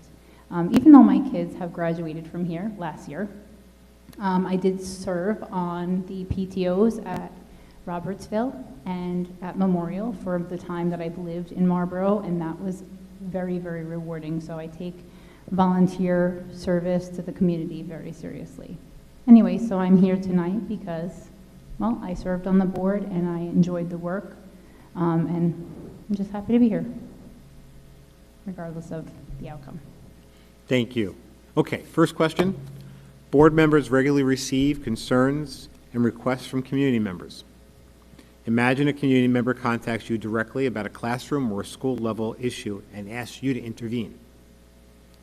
Walk us through how you would handle this situation, from the initial contact through any follow-up, and explain how you would determine whether the concern should be addressed by the full board, referred to the superintendent or administration, or acknowledged but not acted upon. Please include the factors you would consider and how you would communicate your decision to the individual. And I can repeat any part of that question you like, or the whole thing. I'm okay, thank you. If I were a board member and I received a complaint or a concern from a community member regarding something within the school, I would refer that over to the superintendent. That is not the job of the board member to get involved in the school level operations. So that would be referred over to Michael Balone, and Michael Balone would then handle that accordingly. What I would do after, though, is depending on the nature of that communication, I would ask potentially for follow-up. There are certain things I probably wouldn't ask for, like somebody had a question about a calendar or a half day, or what does that mean? Well, it depends on the nature of the question. But if there was a concern, I would use my judgment and say, Mr. Balone, can you please share with the board how this was handled? And then I would move on from that. But the school operations is not for the board to handle directly to the parent, but refer to the superintendent. Thank you. Second question. Tell us about a time where you were part of a group decision where you disagree with the outcome. How did you respond afterward, and what principles would guide you in balancing transparency, confidentiality, and accountability as a board member? Yeah, there were a variety of instances when I sat on this very board that I did not agree with how things were handled, and I was able to share my voice, and I thought in a respectful way. Do you want to know about the particular instance, Mr. Cohen? Here? Sure. I mean, you can share a time on the board, or you can share another time, but it's just, tell us about a time where you were part of a group decision where you disagree with the outcome, and then how did you respond afterward, and what principles guided you in balancing the transparency, confidentiality, and accountability as a board member? I'm not going to get into details, but towards the end of my term, I didn't agree with how the board safety and civility was handled. And I did express that in meetings with the board president, the board attorney, and the superintendent. And so I did voice that. I maintained my level of confidentiality as I was required as a board member, but I did express that through email and in multiple meetings. We had discussions regarding it. I didn't agree with the outcome, but I did stand behind my values, and I did draft a resolution in the months of September and then revise them for the remaining months. So instead of being or leading or contributing to a problem I saw, I thought that let me come with a solution. And that solution would be a resolution that I proposed in September that required or asked the board to take action and look at policies. So though I didn't agree with it, I decided I'll take action.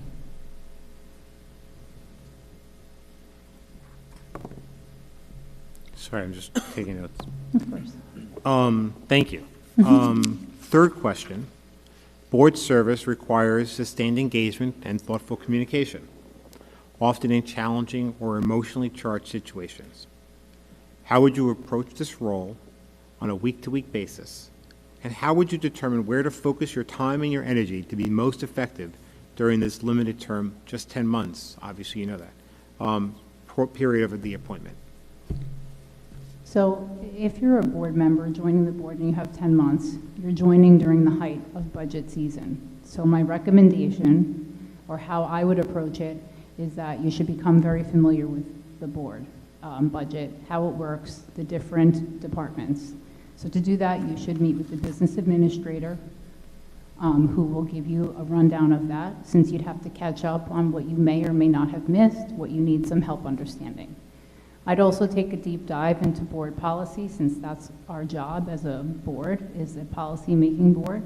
And so I would become familiar with where our policies are, what are they about, what policies should we be looking at, and then I would obviously also become familiar with the board committees. Since whomever is appointed will be appointed to X number of committees, they should become familiar with what they are, what their role is, and the role of a board member.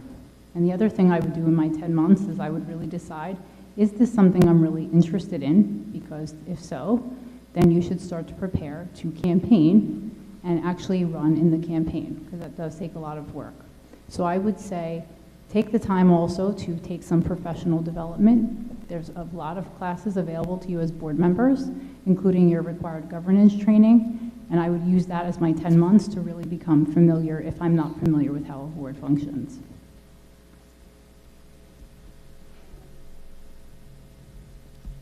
Thank you. In the time that you have remaining, you can use this time, and if you need the additional 2 minutes, by all means, that's available to you. But in the time you have remaining, what else would you like us to know? What else would you like us to share in your candidacy for the board seat? Yeah, I would ask that when you go into executive session and you think about the different candidates, and I'll only talk about myself, I'd ask you to take a second to put aside any personal or beliefs that you may have, or that maybe some disagreements that we had during our time on the board. And I would say to think to yourself, we have 10 months with another board member who was now not elected but appointed, and say to yourself, who can really do the job we need to do in this very short window of time, as Mr. Cohen said. So I'd ask for you to consider the work I've done in the past, the dedication, and how much I love this board, aside from any personal feelings you may or may not have for me. And I thank you, though, for your consideration. Thank you. Anything else? Thank you very much.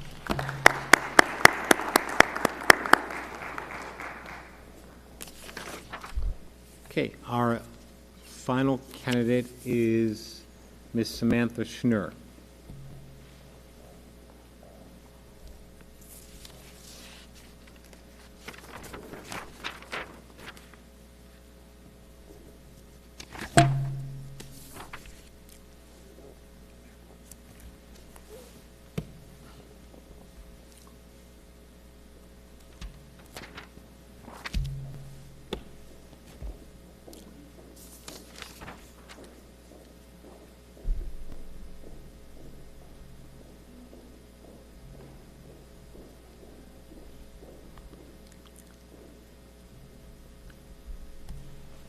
Good evening, Ms. Schnur. Thank you very much for your candidacy for the seat tonight. Let me just share with you how we'll proceed. If you have any questions, by all means, please feel free to ask. There's 10 minutes on the timer, well, in front of me, but behind me also on the screen. What we will do is we'll carve out about a minute or so for you, for you to do an opening, or state who you are or why you're here. We have 3 questions for you. Those 3 questions we figured should take about 3 minutes each. If you use up less time, that's fine. If you use up more time, I may stop you so that we can make sure we get all 3 questions in. And then we'll give you an opportunity at the end to do a closing statement. You'll have about 2 extra minutes to do that, but you'll also be able to use if there's any time left over on the 10-minute timer in front of me. So however you need to use that 10 minutes plus the 2 minutes if you need that. Okay. All right?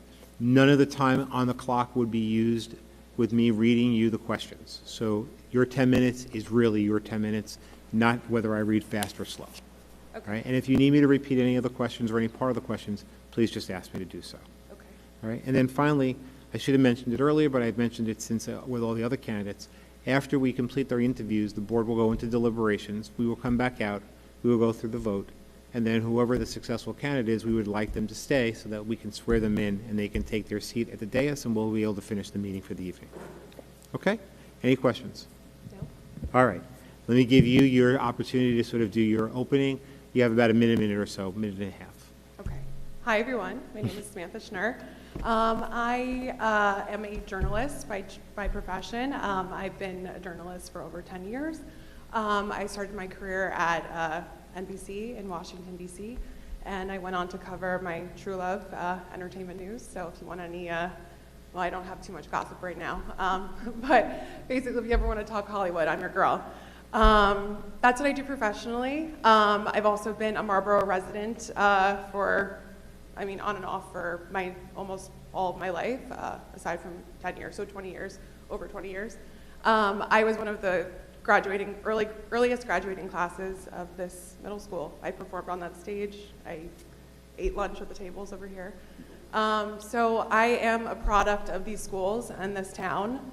And it's my intention now, especially as a new mom, to do whatever small part I can to give back to this community and this district that we all hold so dear. And you know, the schools are such a huge part of, I think, why everyone loves this town, what has drawn so many people to this town.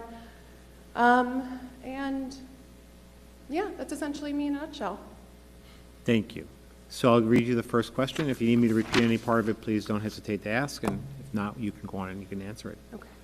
Board members regularly receive concerns and requests from community members. Imagine a community member contacts you directly about a classroom or school level issue and asks you to intervene. Walk us through how you would handle this situation from the initial contact through any follow-up, and explain how you would determine whether the concern should be addressed by the full board, referred to the superintendent or administration, or acknowledged but not acted upon. Please include any factors you would consider and how you would communicate your decision to the individual. And if you need me to repeat any other part of that, please, I'm happy to do so. Sure. I think I would respond first and just to acknowledge that I've received whatever this person had to say. I would assume that there are some protocols involved for how we would handle this kind of matter. So depending on what that protocol would be, I would follow that. Again, I would assume that the protocol would entail what subject matter is under our purview, and what is not. It also seems like a lot of the time that would be a school issue. The Board of Ed doesn't necessarily litigate school matters. And I'm sorry, did you specify? You didn't specify what kind of issue it was, right? It's either an issue that directly occurred within a classroom. It's either about a classroom or a school level issue. Okay, yeah, so this wouldn't necessarily be under our purview. So I would encourage this person to direct it to the person that would be best fit at the school to handle this. And then I guess unless I thought it was something that pertained to a matter that we were discussing on the board, I might bring it in just as an example of something that is coming up in the community. But I don't think that would fall under our purview to deal with or to manage. Sorry, I'm just writing something, writing my notes.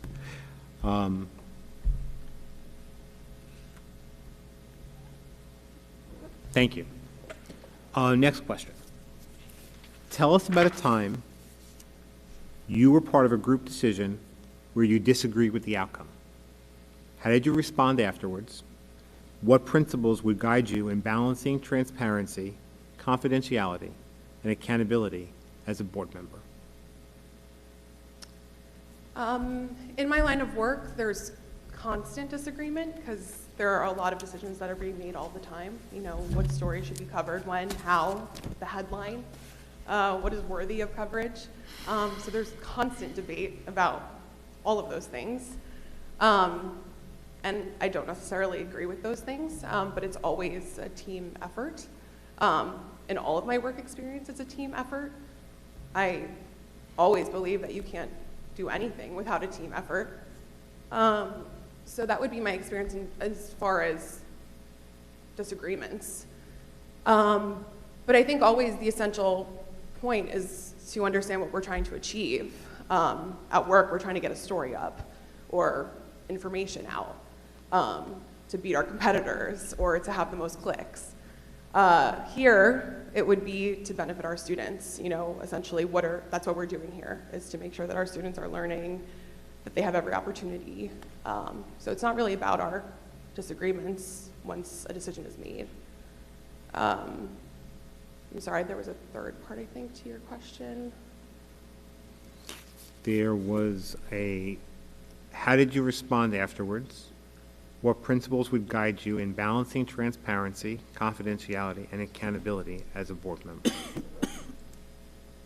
I think any work that we do, professionally or otherwise, there should always be a sense of accountability and certainly integrity. As a reporter, that's something that guides all of my work. Is this factual? Is this correct? You know, legally, is this something that we can print? Have we done our due diligence? There's always a very high responsibility because there's always high stakes. I think that can also mirror the work that we do here. There's high stakes, and this is the future of our students.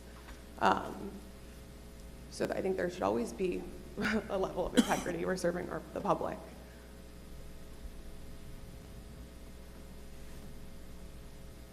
Thank you. Third question.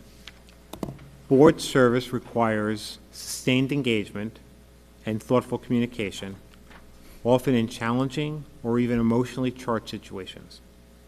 How would you approach this role on a week-to-week basis? And how would you determine where to focus your time and energy to be the most effective during a limited term appointment? And what I mean by a limited term appointment is for the balance of this year, which is the 10 months. And then you would have to decide, obviously, if you're going to be a candidate for the remaining 2 years that the term was originally supposed to have. And I can repeat any part of that if you'd like. I think disagreements are important. I think that would mean that we're all engaged, that we're paying attention. But I think it's also important to understand the work that we're doing, the objectives at hand, the goals. There are many goals on the website of what the board is trying to achieve this year.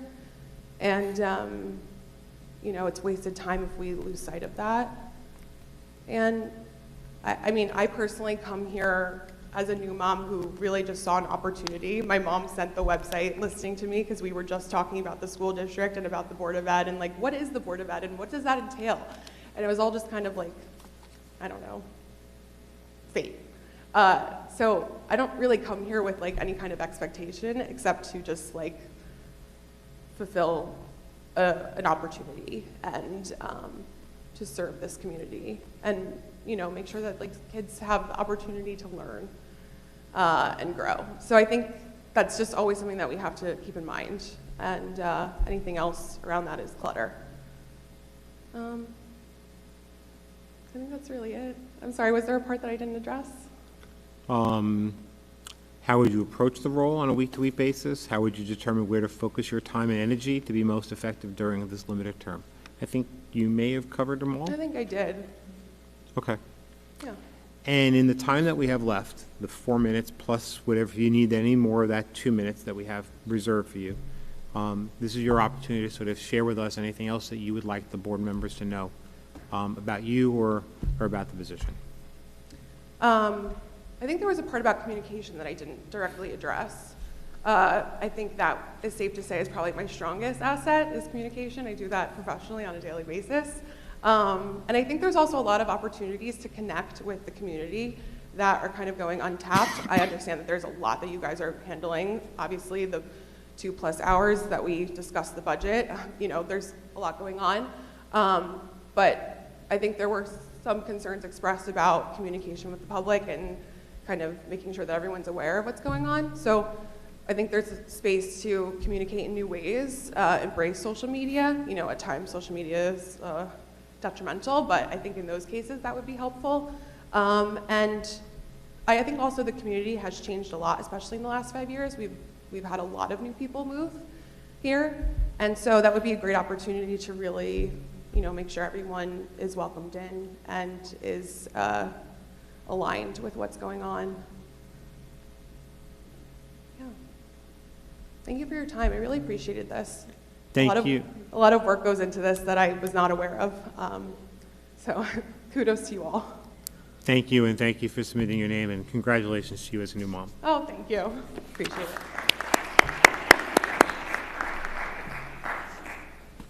Okay, so that being the 5 candidates, each of them answering all 3 questions, the next step for us would be as a board to go into executive session. In order to do so, I need a motion for executive session. Ms. Carrero, I need a second. Dr. Miskowitz, all in favor? Anyone opposed? Okay, we're going to go into executive session for roughly about 60 minutes. We will be coming back out, and we will be conducting business. Obviously, we have several items left on the agenda. So thank you very much for everyone and your patience, and thank you to all the candidates again for taking the time to sort of meet with us today.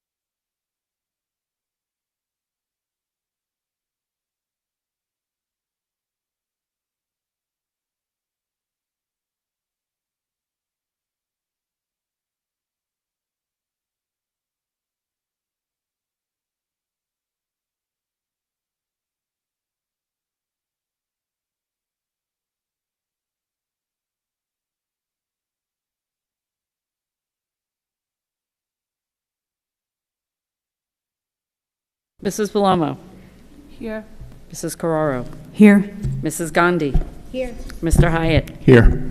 Mrs. Jankowski. Here. Mr. Lalanski. Here. Dr. Miskowitz. Here. And Mr. Cohen. Here. Okay.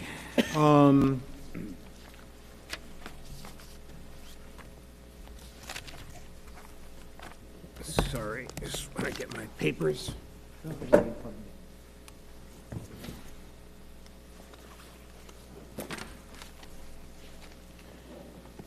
Okay, so as previously stated, we went into exec for deliberations. There was no discussion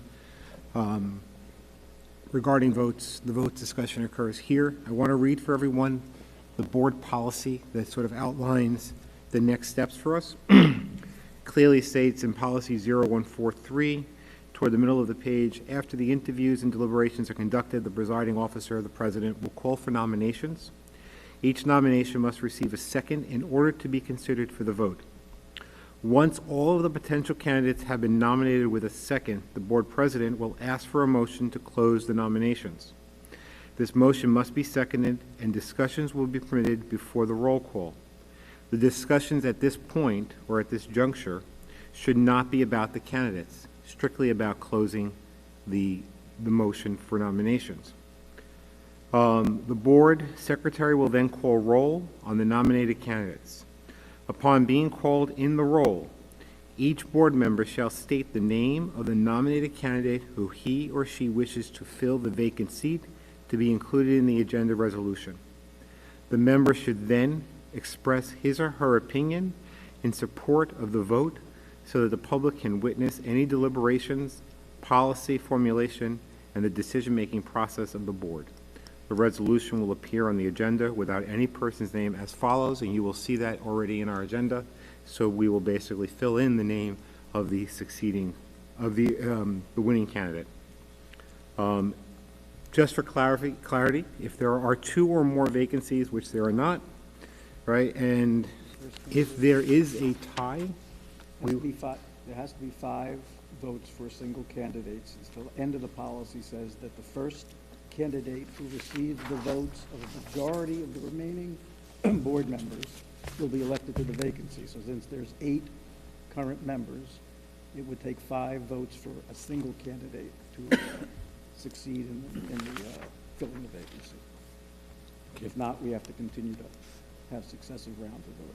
That's what the rest of the policy says. So to the members of the board, any questions or anything you have that needs to be answered at this point, either as the board president or Mr. Gross as our attorney? Okay. Seeing no questions. Before we do a nomination, are we allowed to thank all the candidates? Like, can we say anything? You just did, and I was about to do that too. So, but thank you. I will say that again, and I said this before, but I'll say it again now on behalf of the board. Thank you to all of you for submitting your names to fill this vacancy. This is an important job. We all fill a very important part of what our community needs in this role, and we all understand it very deeply.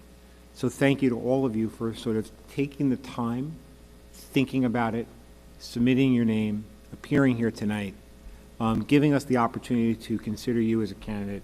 And we hope, no matter what the outcome is, there will be seats on this board.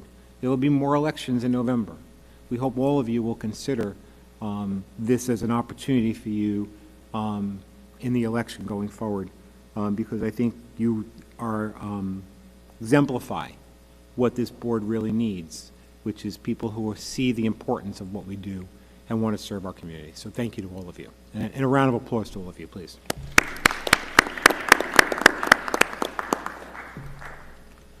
With that, I'm going to open up the floor now for nominations for board seat. May I have some nominations? Ms. Carrero, I saw your hand go up real quick. Yes, sir. So I am going to vote for Chris Smith. Nominate. And is there a second for Mr. Smith? I saw Okay, I saw Dr. Niskowitz and Mr. Hyatt. I saw both the hands go up, but for the record, Ms. Jelinski will decide. Any other nominations? I nominate Valentina Mendez. Thank you. And I need a second. I saw Mrs. Bellomo's hand go up for a second. Any other nominations?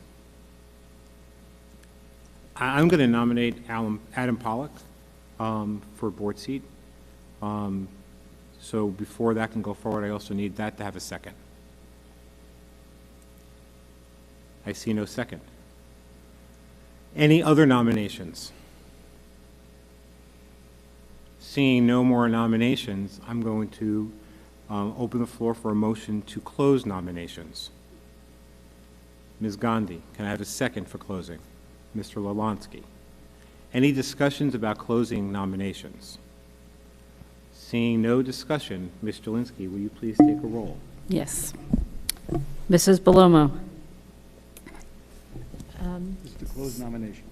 Oh, Oh. yes. Right, just to close nominations. Yes. Mrs. Carraro. Yes. Mrs. Gandhi. Yes. Mr. Hyatt. Yes. Mrs. Jankowski. Yes. Mr. Lalonsky. Yes. Dr. Miskowitz. Yes. Mr. Cohen. Yes. Okay, Mrs. Jelinski, we are all in your hands for running the vote. Okay, here we go. Get this all straight here. I'll just remind everybody that upon being called in the roll, each board member shall state the name of the nominated candidate who he or she shall wishes to fill the vacancy to be included in the agenda. The board member should then express his or her opinion in support of the vote so the public can witness any deliberations, policy formulation, and the decision-making process of the board. Okay, okay. Mrs. Bellomo. I vote for Valentina Mendez. I just wanted to say that every candidate that came out here today was phenomenal, and I hope that they stay engaged and that I see their name on a ballot one day in the future. It was a difficult, not a difficult decision. It was a very clear decision for me, but there was one other candidate who has been a pillar in our school community that I also believed would have done a great job in this position. But coming here tonight, I have to say that one person deserves this position above all else, and that's just on integrity. Valentina Mendez has shown her true colors, not just in an interview or not even just in a campaign, but over years of her work on this board. Her dedication and heart to the students and staff of Marlboro has really been second to none. Her ability to write policy, to implement policy, and to protect the board members that she serves amongst has been something that I not only looked to for guidance, but I really looked up to over the last few years. When I had first joined the board, Valentina had mentored me into learning the ropes, and she truly understands the ins and outs of what it means to be a board member. This is a 10-month appointment, and this board member would need to hit the ground running. There wouldn't be a definition of a term that Valentina would need because she's seen them all, she's worked with them all, and she's done everything that there is to do as a board member. As far as the budget is concerned, Valentina has not just voted on one budget, she's voted on several budgets over the last 3 years. She's had very in-depth conversations, many of which I've been a part of, with our business administration office, and that really is the focus of what the next couple of months is going to look like. I really feel confident in my vote for Valentina. I join with the other 6,500 plus members of this community who voted for Valentina. Because above all else, above any kind of disagreement or, whatever perceived sides there are, Valentina has always put the children, the staff, and the heart and soul of Marlboro Township Public Schools at the forefront of her mission, and I truly admire that. Okay, Mrs. Carraro. My vote is for Chris Smith. Prior, I just wanted to echo that thank you for your patience, your time, to all the candidates, the respect, care for our community, for our schools and children, and I'm impressed by all of you, and not to discourage from running, getting involved in the board. We have an advisory committee, so there are opportunities to stay engaged and contribute. So my vote is for Chris Smith. He brought a fresh perspective with no seemingly personal knowledge of past discretions, so a fresh, unknown face. And we could also use his knowledge of finance. I found him thoughtful, conscientious, and caring. And I liked his comment about the brighter future for our kids. Mrs. Gandhi. I also want to echo what Brian and Jenna said. I think it takes a lot to come up here and do the interview, think so quickly on your feet without having any prior knowledge of what the questions are going to be. Some of you are familiar with the board, some of you are not. I do recognize that many of you actually did some homework to kind of look into it, even if you haven't been attending board meetings, so thank you for that.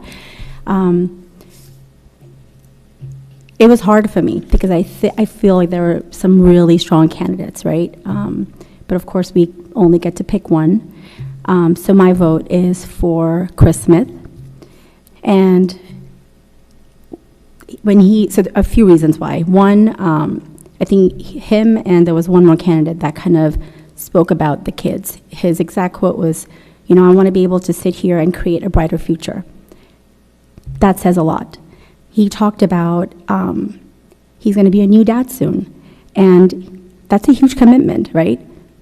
But even though he's going to be a dad soon, he still wants to kind of be part of the board and commit and give his time to the board and to the community. That's commendable. One of the biggest things, in addition to doing policy writing, we passed a $100 million budget. Chris has the financial background, so I feel that the first 6 months when we're discussing the budget, he's not going to need a lot of training. Yes, he may have some questions, but he understands that world really well. So I think that's very beneficial for us. And I think it's time to get some new perspective, right, on this board. He's been in the community for 5 years. He's going to be a new father. He has a financial background. He wants to do right for the kids, and I think we kind of need a little bit of all of that. So for those reasons, I vote for Chris Smith. Thank you. Mr. Hyatt. Yeah, just echoing what Ms. Carrero, Ms. Gandhi said, and Ms. Malomo, I thank you all for coming out. I think there is plentiful opportunities to be involved in the board through the advisory committee, through sharing your perspectives and opinions. So I would ask that you email us and request to be an advisor, because you clearly expressed interest in helping this board out, and that appreciation is very heartfelt for me, so thank you. I'm also voting for Christopher Smith. I think two main reasons in my mind. There's a couple. First of all the candidates were great. This is not an easy decision. I was leaning towards a couple different ones, so when the nomination came, I was glad to hear that. But we are going to budget season. I think we do not have financial expertise among this board outside of our business administration. So he fills a gap, in my opinion, there. I liked the fact that he really understood the job without having been on the board. And I just like the way that he approached this, and I think we need a fresh perspective. And I think going into budget season, I would welcome someone with a financial planning background to provide that input. And look at our budget fresh. It's a $100 million budget. We just passed a referendum. There's a lot going on there. So for those reasons, that's why I cast my vote. Thank you. Mrs. Jankowski.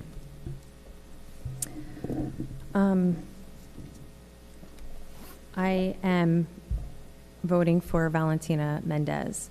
I appreciate everybody who came out to interview. I am someone who has experience on both sides. I started my Board of Ed experience filling a vacancy, so I understand the pressure of interviewing. And I also ran a campaign. And I have to tell you that the experience of running a campaign is vastly different. Valentina has run a campaign. She has put in her sweat, her tears, her love, her time away from her family to service this community, and that's not only commendable, that should be looked on with gratitude. Valentina had 6,500 plus votes from people who walked into a voter booth and purposely clicked her name, hoping to see her up here. And not only do I have a lot of respect for Valentina, but I have a lot of respect for the democratic process, and I have a lot of respect for sitting up here knowing we represent voices. And to acknowledge the 6,500 people who voted is very important to me as an elected official. Valentina has served this board for 3 years. She has served in the capacity of vice president. She has served in the capacity of president as well. She has been the chair of the policy committee. We are a policy-making body. She's the only policy chair that I have ever seen that has spent hours and hours creating PowerPoint slideshows for the community to show transparency, to welcome them into the conversation, to give them visuals, to understand that people have different learning styles. So she provided visuals, she gave handouts, and I think that is just the way she thinks about her community. She's always been kind, she's always been respectful. She has acknowledged community members, validated them, and respectfully agreed with them if she needed to. And I just have to say that, one, she's worked for a financial institution for many years, so she brings budget knowledge. So that also had a lot to do with it. She has a lot of budget experience working for a financial institution and being on the board. So she has financial experience in both of those ways. But this is not a typical vacancy. The chair that this candidate is filling has yet to be filled. So coming out of an election season, and the fact that she is the only person who interviewed that showed the fortitude to really, really want to earn this, I feel that that's commendable and respectable. And again, it's really out of our hands. She's the only one who ran a race. She had 6,500 votes. So without a doubt, she is the person that I wholly feel is right for this seat. Thank you. Mr. Lalansky? Sure. Again, thank you, everybody, for coming out. We're really blessed tonight to have so many qualified candidates come out before us and speak. Not easy at all. My vote tonight is going to be for the person I believe out of the group is the most qualified, which would be Val Mendez. Val has shown an amazing aptitude towards policy. I mean, this is what we are. We are a policy-making board. Our duty here is to do policy.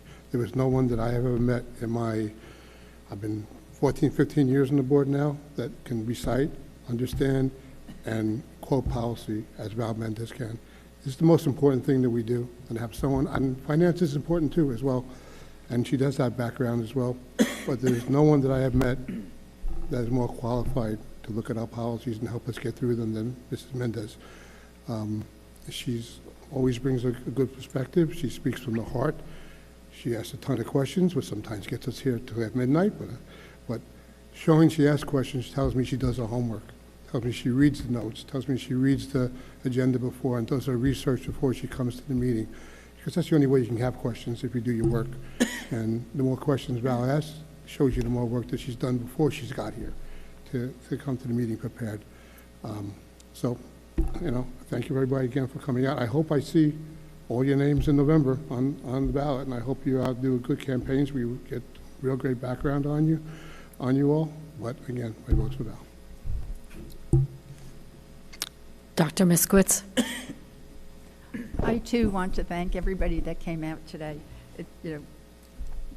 It was really hard because we had such great candidates here. But my vote is for Christopher Smith. I loved how he started out with that he's looking for a brighter future for our kids. That's my philosophy too, as an educator. I also like the fact that he is knowledgeable in finance, because once again, we are working right now, on the budget. So his expertise in that area will be good. I also like the fact that he's young, and I always encourage the young people to come out and run for different offices, because you're our future, you know, and I'm on my way out of the future, so I like seeing all of you guys coming in. Thank you. Thank you. And Mr. Cohen. I don't know if I can top that. I thanked everyone already, but I do want to sort of share something that Ms. Jankowski had said. You know, she had been on both sides. She was an appointed seat, but she also ran an election. I share that, although I wasn't successful in the appointment part. I did put my name in, and I understood the importance of it. But I want to say to those who are not either nominated or who won't win tonight, don't look at this as being the end. I ran because I still thought it was important, and I was successful. And quite frankly, every day that I do this job and work in this position, whether it's as a board member or as the board president, it's very rewarding because you still look at the schools, you look at the town, you look at the district, you look at the students, and what we are trying to achieve here today. So I beg of you, don't look at this as the end. Just look at this as the start of your journey. And hopefully you will put your names in for the election in November, whether it's this year, the following year, but every year we have 3 seats that are up, except for next year, this coming January, which will be 4. So that's just my first perspective. I have to say that I think this is probably one of the most difficult decisions we've gone through as a board. We talked about every candidate in deliberations, and there was such valuable feedback that came from all of my fellow board members. And even sitting around this table and listening to everyone talk about their decision, it continued to remind me of my reflection about what would be the best, or who would be the best candidate. Ms. Mendez, Val, we have spent lots of hours talking, and we've always had, I think, good conversations and very good discussions. And I respect your passion and all the work you do, and I do appreciate the fact that even if we don't agree, we agree. And that's always been tremendously helpful. And I asked you when I was nominated to the board president last year, and I asked you and Mr. Lalansky at that point to serve as mentors to me, because it's important that someone who sits in this seat not be sort of thrown into the den with the lions, but sort of have someone there helping them. And there is no doubt that you can fill this seat tomorrow, and as I said to my colleagues around the table, can hit the ground running. So I do appreciate that, and I appreciate you being a part of this candidacy. I also think that, and as I was thinking through this all, I was also thinking about fresh views, fresh perspectives, fresh ideas. And Mr. Smith, you don't have the experiences that we all have here on the board, but then again, we all started like you, with no experience, and we had to get our feet wet, and we had to try. And I appreciate that you threw your name in, and you were willing to do that, and the commitment and the time associated with it, with the new baby coming. I mean, those are all big responsibilities, and I remember them like yesterday, and mine are 21 and 24, so I still remember it. But I do think that you bring to the table those views and those perspectives, and what I also like is that it helps us to sort of encourage new people, including the younger families in this town, to come to the table and be a part of what we do here as a board, and to serve and be involved. And that is, to me, is a very important part. I'm going to say that I'm going to vote for Mr. Smith. I do believe that he can bring to this table that new viewpoint, that new perspective, that new opportunity for us as a board to work together. And I also think that given the fact that we have 7 or 8 board members around this table that all have more than 1 year of experience on that, that we can be a very good board to help mentor you going forward. And I look forward to sort of that opportunity as well. So my vote is, again, as I repeated, for Mr. Chris Smith. Okay, Mr. Smith has 5 votes. He is the successful candidate. Well, then, Mr. Smith, congratulations. You are this next board member.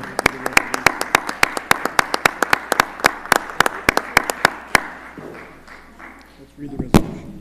There is a resolution that we have to read under organizational matters. I guess I can read it. The superintendent of schools submits the following resolution for approval. Resolution to appoint Mr. Chris Smith to the board member vacancy. Be it resolved that the Marlboro Board of Education hereby appoints Mr. Chris Smith to the vacancy of the Board of Education on February 3rd, 2026 through January 5th, 2027, which is the reorganization meeting. Any discussions? Moving it. Sorry. I moved it. Who seconds? Ms. Gandhi. Any discussions on the resolution? Seeing no discussions, roll call, please. Sorry. Mrs. Carrero. Yes. Mrs. Gandhi. Yes. Mr. Hyatt. Yes. Mrs. Jankowski. No. Mr. Lalansky. No. Dr. Miskowitz. Yes. Mrs. Palomo. No. Mr. Cohen. Yes. I can do it. That's, Motion carries. Yeah, motion carries. Okay, so the next item on our agenda is to actually have the administration of the oath. Mr. Smith, would you come up so our board attorney or I can do it. our interim board secretary could administer the oath of office here?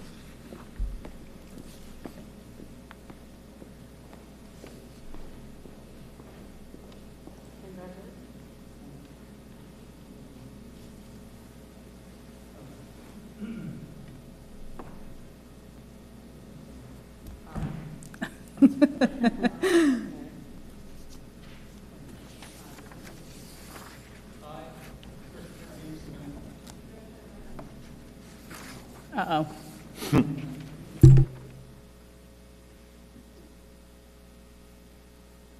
Test, test.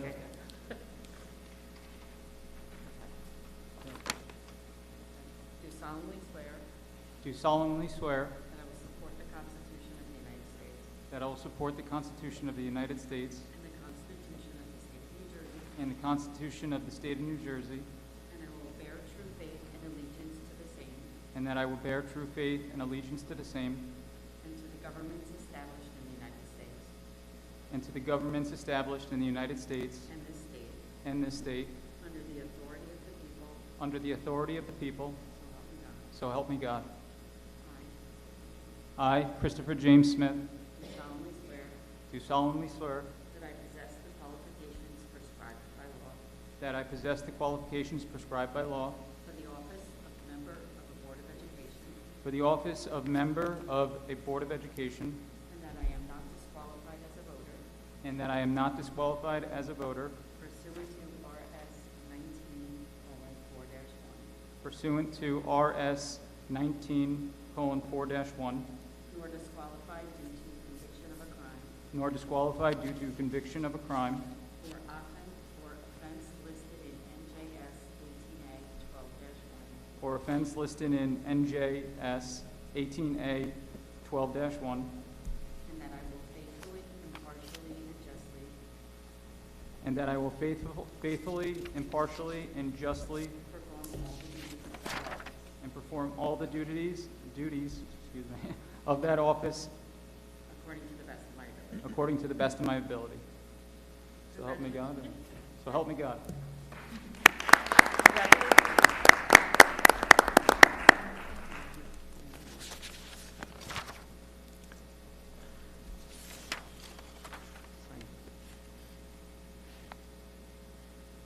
Yep.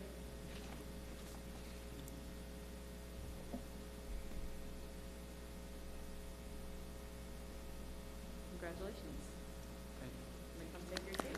Please take your seat.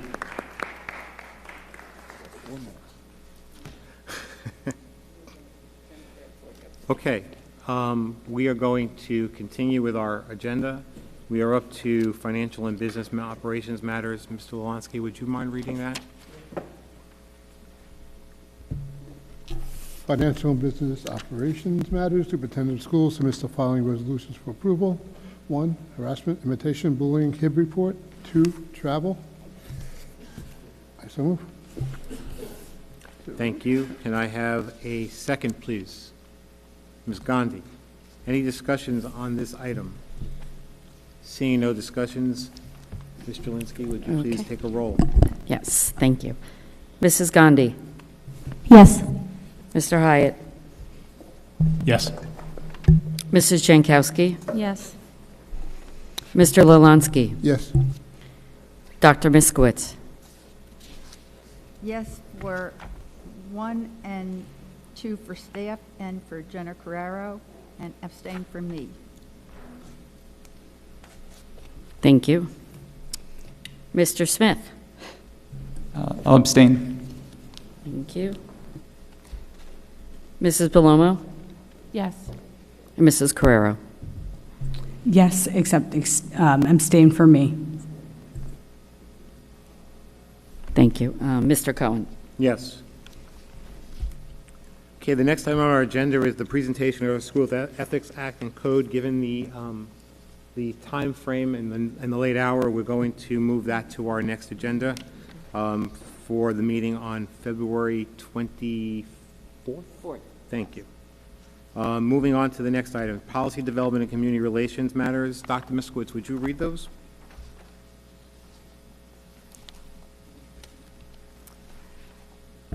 The Superintendent of Schools submits the following resolution for approval. 1, approval of the revised 2025 school year calendar. I so move. Thank you. Is there a second for this item? I will let you, yes. Ms. Carrero seconds it. Mr. Malone, you have some comments you want to offer on this? I do. Thank you, Mr. Cohen. So this is reflecting a revised school calendar for this school year, and the reason for it is due to the emergency closure on January 26th due to the snowstorm. This board approved, or the board, I should say, approved this calendar last year, as we do every year, and we have contingency plans in place on the calendar. So it's generally the second page of the calendar. The first contingency day, should we have should we have the need for an emergency closure, was scheduled for February 17th, which is Lunar New Year. So the initial thought was that's just, that's where we start. We start on February 17th and we kind of work our way backwards. I met with 4 students from this school who were upset at that decision. When I immediately found out that they were upset at the decision to take Lunar New Year as the emergency closure contingency day, I had 3 goals. The first goal was I wanted to listen to their perspective. The second goal was I wanted them to hear the district's perspective. And the third goal, I wanted to ensure the Asian community that we were not showing any disrespect to their culture or anyone observing Lunar New Year.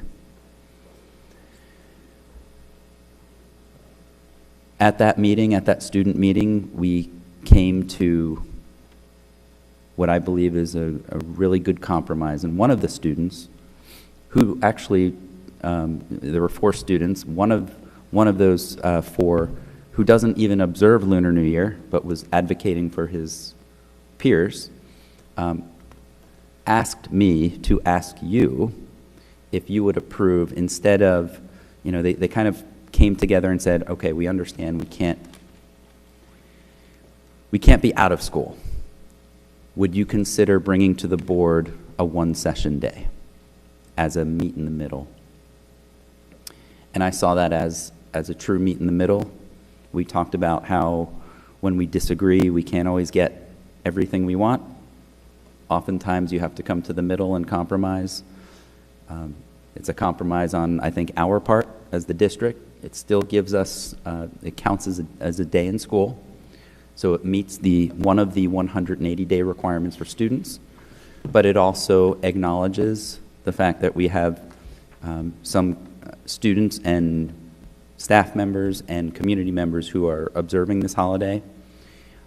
So I found that to be a true meet in the middle, and that's why you see on the calendar, it's we note that as a gray box, and the gray box is emergency closure makeup 1 session day. The other thing that I did mention to the students, and I'll mention in my communication out to our community tomorrow when we provide the new calendar, but I'll say it here for anyone who is watching either live in person or will watch it as a recording. If you recall, when we redid our policy, our attendance policy, we defined chronic absenteeism, and we also outlined, per the state, days that are actually excusable that do not count toward chronic absenteeism and do not adversely affect a student's attendance. Religious observance is one of them. So, even though we have a 1 session day scheduled, this still allows those who are observing Lunar New Year to not be here at all, with a note from a parent into the school, and we will not count this as, it will not adversely affect your attendance. I will communicate that to the families tomorrow. I communicated it to the 4 students who met with me. We do need a note from your parents, right? Because I'm sure there are many students out there who just don't want to come to school that day. Again, note from your parents saying we are observing this as a religious holiday, which is permissible, does not adversely affect attendance. So I saw this as a true compromise for all of us, and I commend the 4 students who met with me. Thank you all for meeting with me. I also thank their parents, because I did reach out to each of their parents and had a conversation with them as well. They were appreciative of our conversation. We had very productive conversations, and none of even the parents felt as though we were showing any sort of disrespect to their culture. So I brought it all together with my 3rd goal, and I thought this was a good compromise. Thank you, Mr. Balone. I want to say a few things. One is thank you for respecting the voice of our students and respecting them to sort of, you said a very great example of how accessible you are and responsible you are to students, and that says a lot. Thank you for also, finding compromise so that we can, as a board, also support multiple objectives, the need to meet the 180-day requirement, but at the same time being respectful of our diverse community we have here.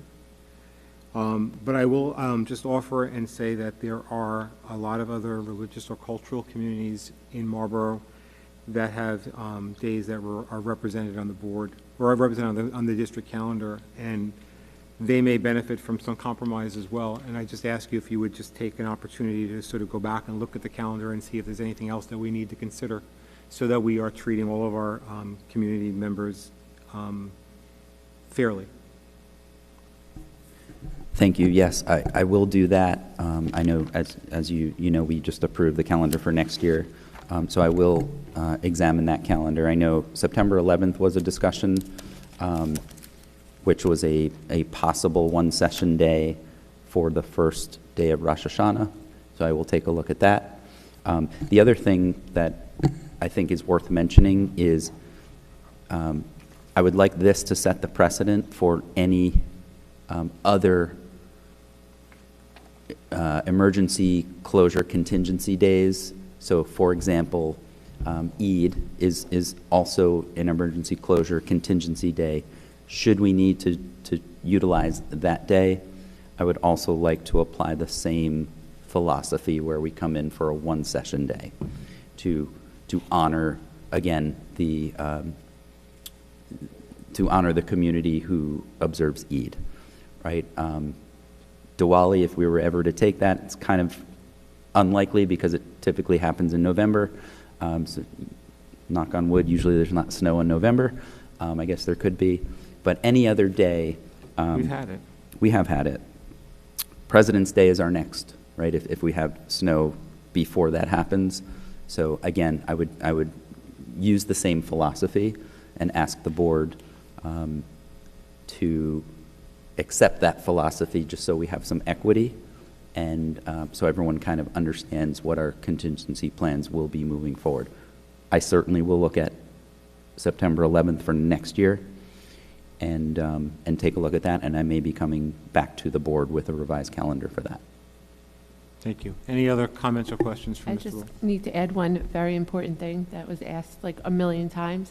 The 100th day of school is still February 19th. Even with the change in the calendar, everyone was concerned that it would be different, but February 19th is still the 100th day of school. Okay? That was a big concern.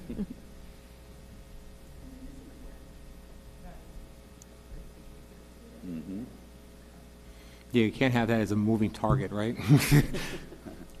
just. And you said that was February 19th?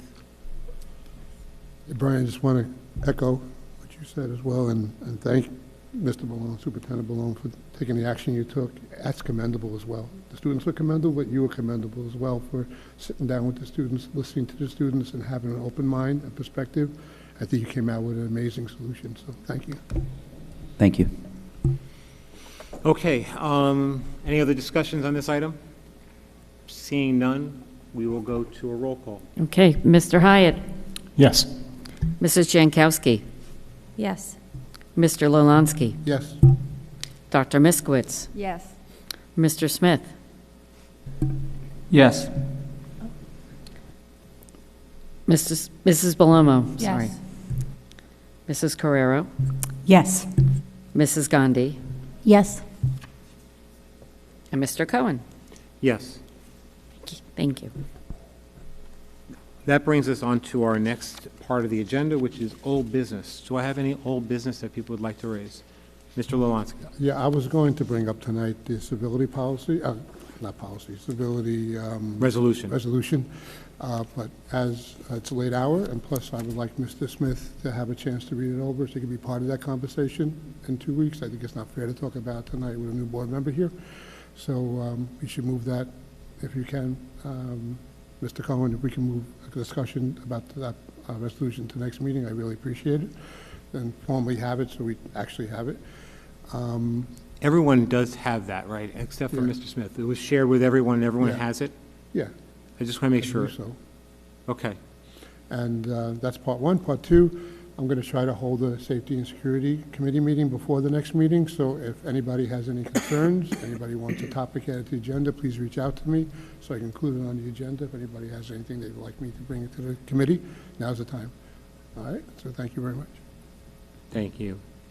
Other new, before I move on to other old business, Ms. Jelinski, if you can just make a note, I know it'll take a couple of days to get Mr. Smith set up on email and things like that. Since you have his existing email address, would you be able to share with him the civility policy and the work that Ms. Mendez did and Ms. Carrero did? Yes. So that all the board members have it? Yes, I will. Thank you. Other old business. I have one that I just want to update the board on. Back in November of last year, there was a board resolution for myself and Mr. Gross to sort of look into putting together some training for the board on sexual harassment and Title IX. We have been working on this. Thank you, Ms. Carrero, for helping me out. So far, we have reached out to several of the organizations that were recommended. Unfortunately, several of them don't do board-level types of training. So they were not inclined to sort of even engage with us to sort of even discuss it. One of the organizations that we spoke with was, it's called NJ CASA, which is the New Jersey Coalition Against Sexual Assault. They are a New Jersey not-for-profit. They actually have chapters across all the counties, and I think one of the organizations that was recommended to us, which was 1800? 180 Turning Lives Around. Thank you, 180 Turning Lives Around. They were the ones that were recommended to us during that board meeting. They're the ones who also said that they don't do board-level training. So NJ, the New Jersey Coalition, put together a proposal for a training, but there is a cost to it, and we're trying to figure out how we pay that cost because it was relatively high. And then we're also having a conversation next week with an attorney, New Jersey attorney, who does training like this for boards to see whether or not he can help us do this. And then the other two things that we're doing is the Newark Board of Education actually has a very extensive board presentation, board training program that they have done on sexual harassment in Title IX. We're going to reach out to them through the good work of Mr. Gross. He's going to do that with their board attorney to see if we can get that training as a possibility. And then the final one, which is the Title IX training, I did reach out very early on to the New Jersey Bar Association, Board Association person who supports us, Tim Tehan, and he had said that the NJSBA had stopped doing their Title IX training program at the moment because of transitions or changes to the policy that may be coming from the federal government. So they didn't want to continue doing the training. So he didn't have a program that they can offer us. But there are still organizations that do Title IX training, including locally right here. There's a Title IX coordinator for the Brookdale Community College. I reached out to them to see if they would be willing to come here and talk to us about, because they do training for their own board. So we're still working through this. I just wanted to make sure you understood all the different resources we've reached out to try to get this training done. And our goal is to get the training done and to bring options to the board for us to all vote on. And quite frankly, at least a cost neutral or cost affordable way that we can do this.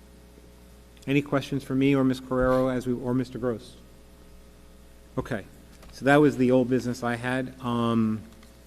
Any other old business? Seeing none, I'll move on to new business. Any new business? Seeing no new business, we go to public comments. Do we have a list for anyone on public comments? I do. I have a list. The first one on the list is Val Mendez.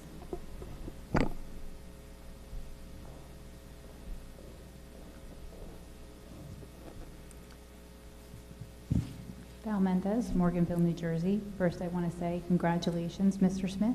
We had a really nice conversation in the back while we were waiting, so I'm happy for you, and I really hope that you're going to do great things. So congratulations to you. Okay, so just before I get there, I wanted to just go back to the civility thing. Thank you, Mr. Olonsky. I know it's going to be pushed to another meeting, but thank you for bringing it up again because that's where I'm standing now too. So I just want to begin by noting that that resolution I had brought forward on civility and governance was not discussed this evening. I know you said it was late and you all would discuss it next time. So I'm asking for clarity and an update on where this work stands and how the board intends to move it forward. The conversations that originally prompted my resolution all the way back from September to now were not theoretical. They arose from documented incidents involving harassment, intimidation, and credible threats directed at a sitting board member, Mrs. Danielle Belomo. At that time, I raised these concerns repeatedly through emails, meetings, and direct conversations with the board president, board attorney, and superintendent. Despite those efforts, there was no meaningful action, no clear response protocol, and no follow-through. We did meet, so I want to make sure people know that my emails were answered with a level of response, and we did meet, so I do want to say that, but nothing happened after those conversations. What was needed then and remains needed now is specific enforceable action, clear safety procedures, which we have, so reviewing those, escalation protocols, and accountability when board members are targeted. Last month, an individual connected to the original threatening text thread was present in this room. From the perspective of a resident, myself, and from lived experience as a board member, it is difficult to point to anything that has meaningfully changed. That reality raises serious questions about what protections, if any, are currently in place today. I also thank you for the interview tonight and for all of the candidates that came out. I did go into the interview understanding that I would not be selected. I knew that that would be the outcome. My work on the board consistently centered on accountability, transparency, and asking difficult questions, even when that made conversations, and most of you sitting here, uncomfortable. That approach does not always align neatly with consensus, but it is essential to effective governance, and I would note that in the most recent election, 6,506 residents chose to support that approach, which tells me these concerns resonate beyond this room. What is disappointing is not the outcome itself, because I already knew how it would land, but the missed opportunity. You did have the opportunity to work with someone that might not fully align with you, but has demonstrated a willingness to engage seriously, challenge assumptions, and do the difficult work of governance in service of the community and working in finance. Once again, that opportunity was not taken. Civility is not achieved through carefully worded resolutions or delayed conversations. That has happened. It is built through action, follow-through, and a willingness to confront real issues directly, especially when they involve safety. So my hope is that the board will provide a clear update on this work, where it stands, what actions are being considered, and how board member safety and civility will be meaningfully addressed going forward. And I ask that you kindly share my original resolution with Mr. Smith. I don't know any changes. I know Ms. Carrero, thank you. You told me last time you were circulating some of your edits. Thank you for that. I don't know what they are. But please make sure that Mr. Smith understands my original intent, because he doesn't know that people that actually voted him in, some of them were part of the text thread. So please make him aware of that as well. Thank you. Thank you, Ms. Mendez. Ms. Mendez mentioned several board members' names, so I just want to see if anyone wants to sort of make any statements. The order in which I heard was Mr. Smith. Our board policy says that during public comments, if you're mentioned during public comments and you want to respond, you have an opportunity to respond, and then they have an opportunity to respond back to you. So since they did mention your name, you have an opportunity to say something to Ms. Mendez. If you don't have to, you can pass on it, but it's just I have to respect your opportunity to speak.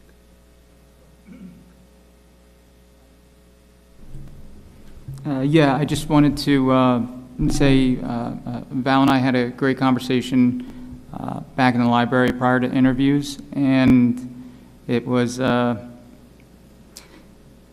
hard to explain right now, but I know I'm stepping into a role that I have to live up to. So just to everybody, and for Val as well, I assure you I'm fully committed to delivering results. Thank you. Thank you. Ms. Mendez, you have an opportunity to respond back if you want to. Thank you.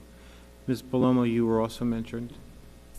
So, Val, thank you for your continued work. I have no doubt in my mind that whether you're here or there, you're going to continue to do, what's right for everybody involved in this district.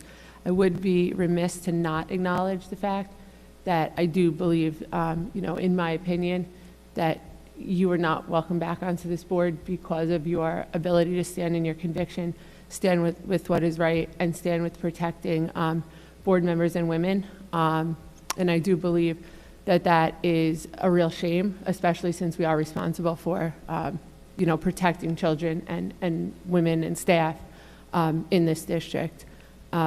It definitely doesn't go unnoticed by this entire community, the lack of action. And it also doesn't go unnoticed that the two board members that advocated very heavily for that are no longer on the board. And then when the clear, path to get you back here was given, it was shot down. That doesn't go unnoticed, and I'm sure it doesn't go unnoticed by the community. So just from the bottom of my heart, I want to thank you for standing up for what's right and standing up to protect, not only women, but board members, elected officials, from threats against their life. I appreciate that. Ms. Mendez, you also have the opportunity to respond to that. Thank you. Mr. Lolansky, you were also mentioned. No, I just said you mentioned I was going to bring it up tonight, and I was, and I'm very supportive of the original resolution, and we'll continue the discussion at the next meeting. It's just late, and I think it's only fair to Mr.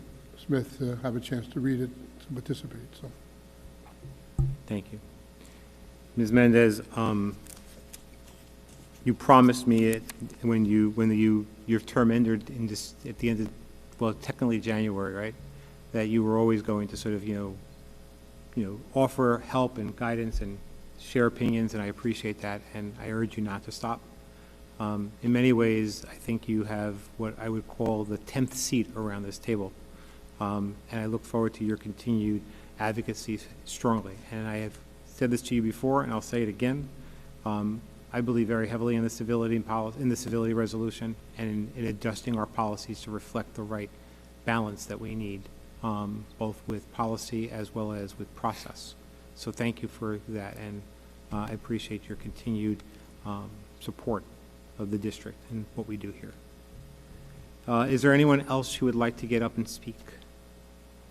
Seeing no one else, I need a motion to close public comments. Mr. Lolansky, I need a second. Ms. Carrero, I'm sorry, my head goes like this. It's like the tennis, like a tennis match. Okay. All in favor? Let's go. Anyone opposed? Motion to close public comments is completed. Our last item on the agenda is an executive session. This was supposed to be for matters of attorney-client privilege. Our attorney has told us that there is no matters of attorney-client privilege that need to be discussed. Therefore, we do not need to have executive session. I will then move us to go to an adjournment.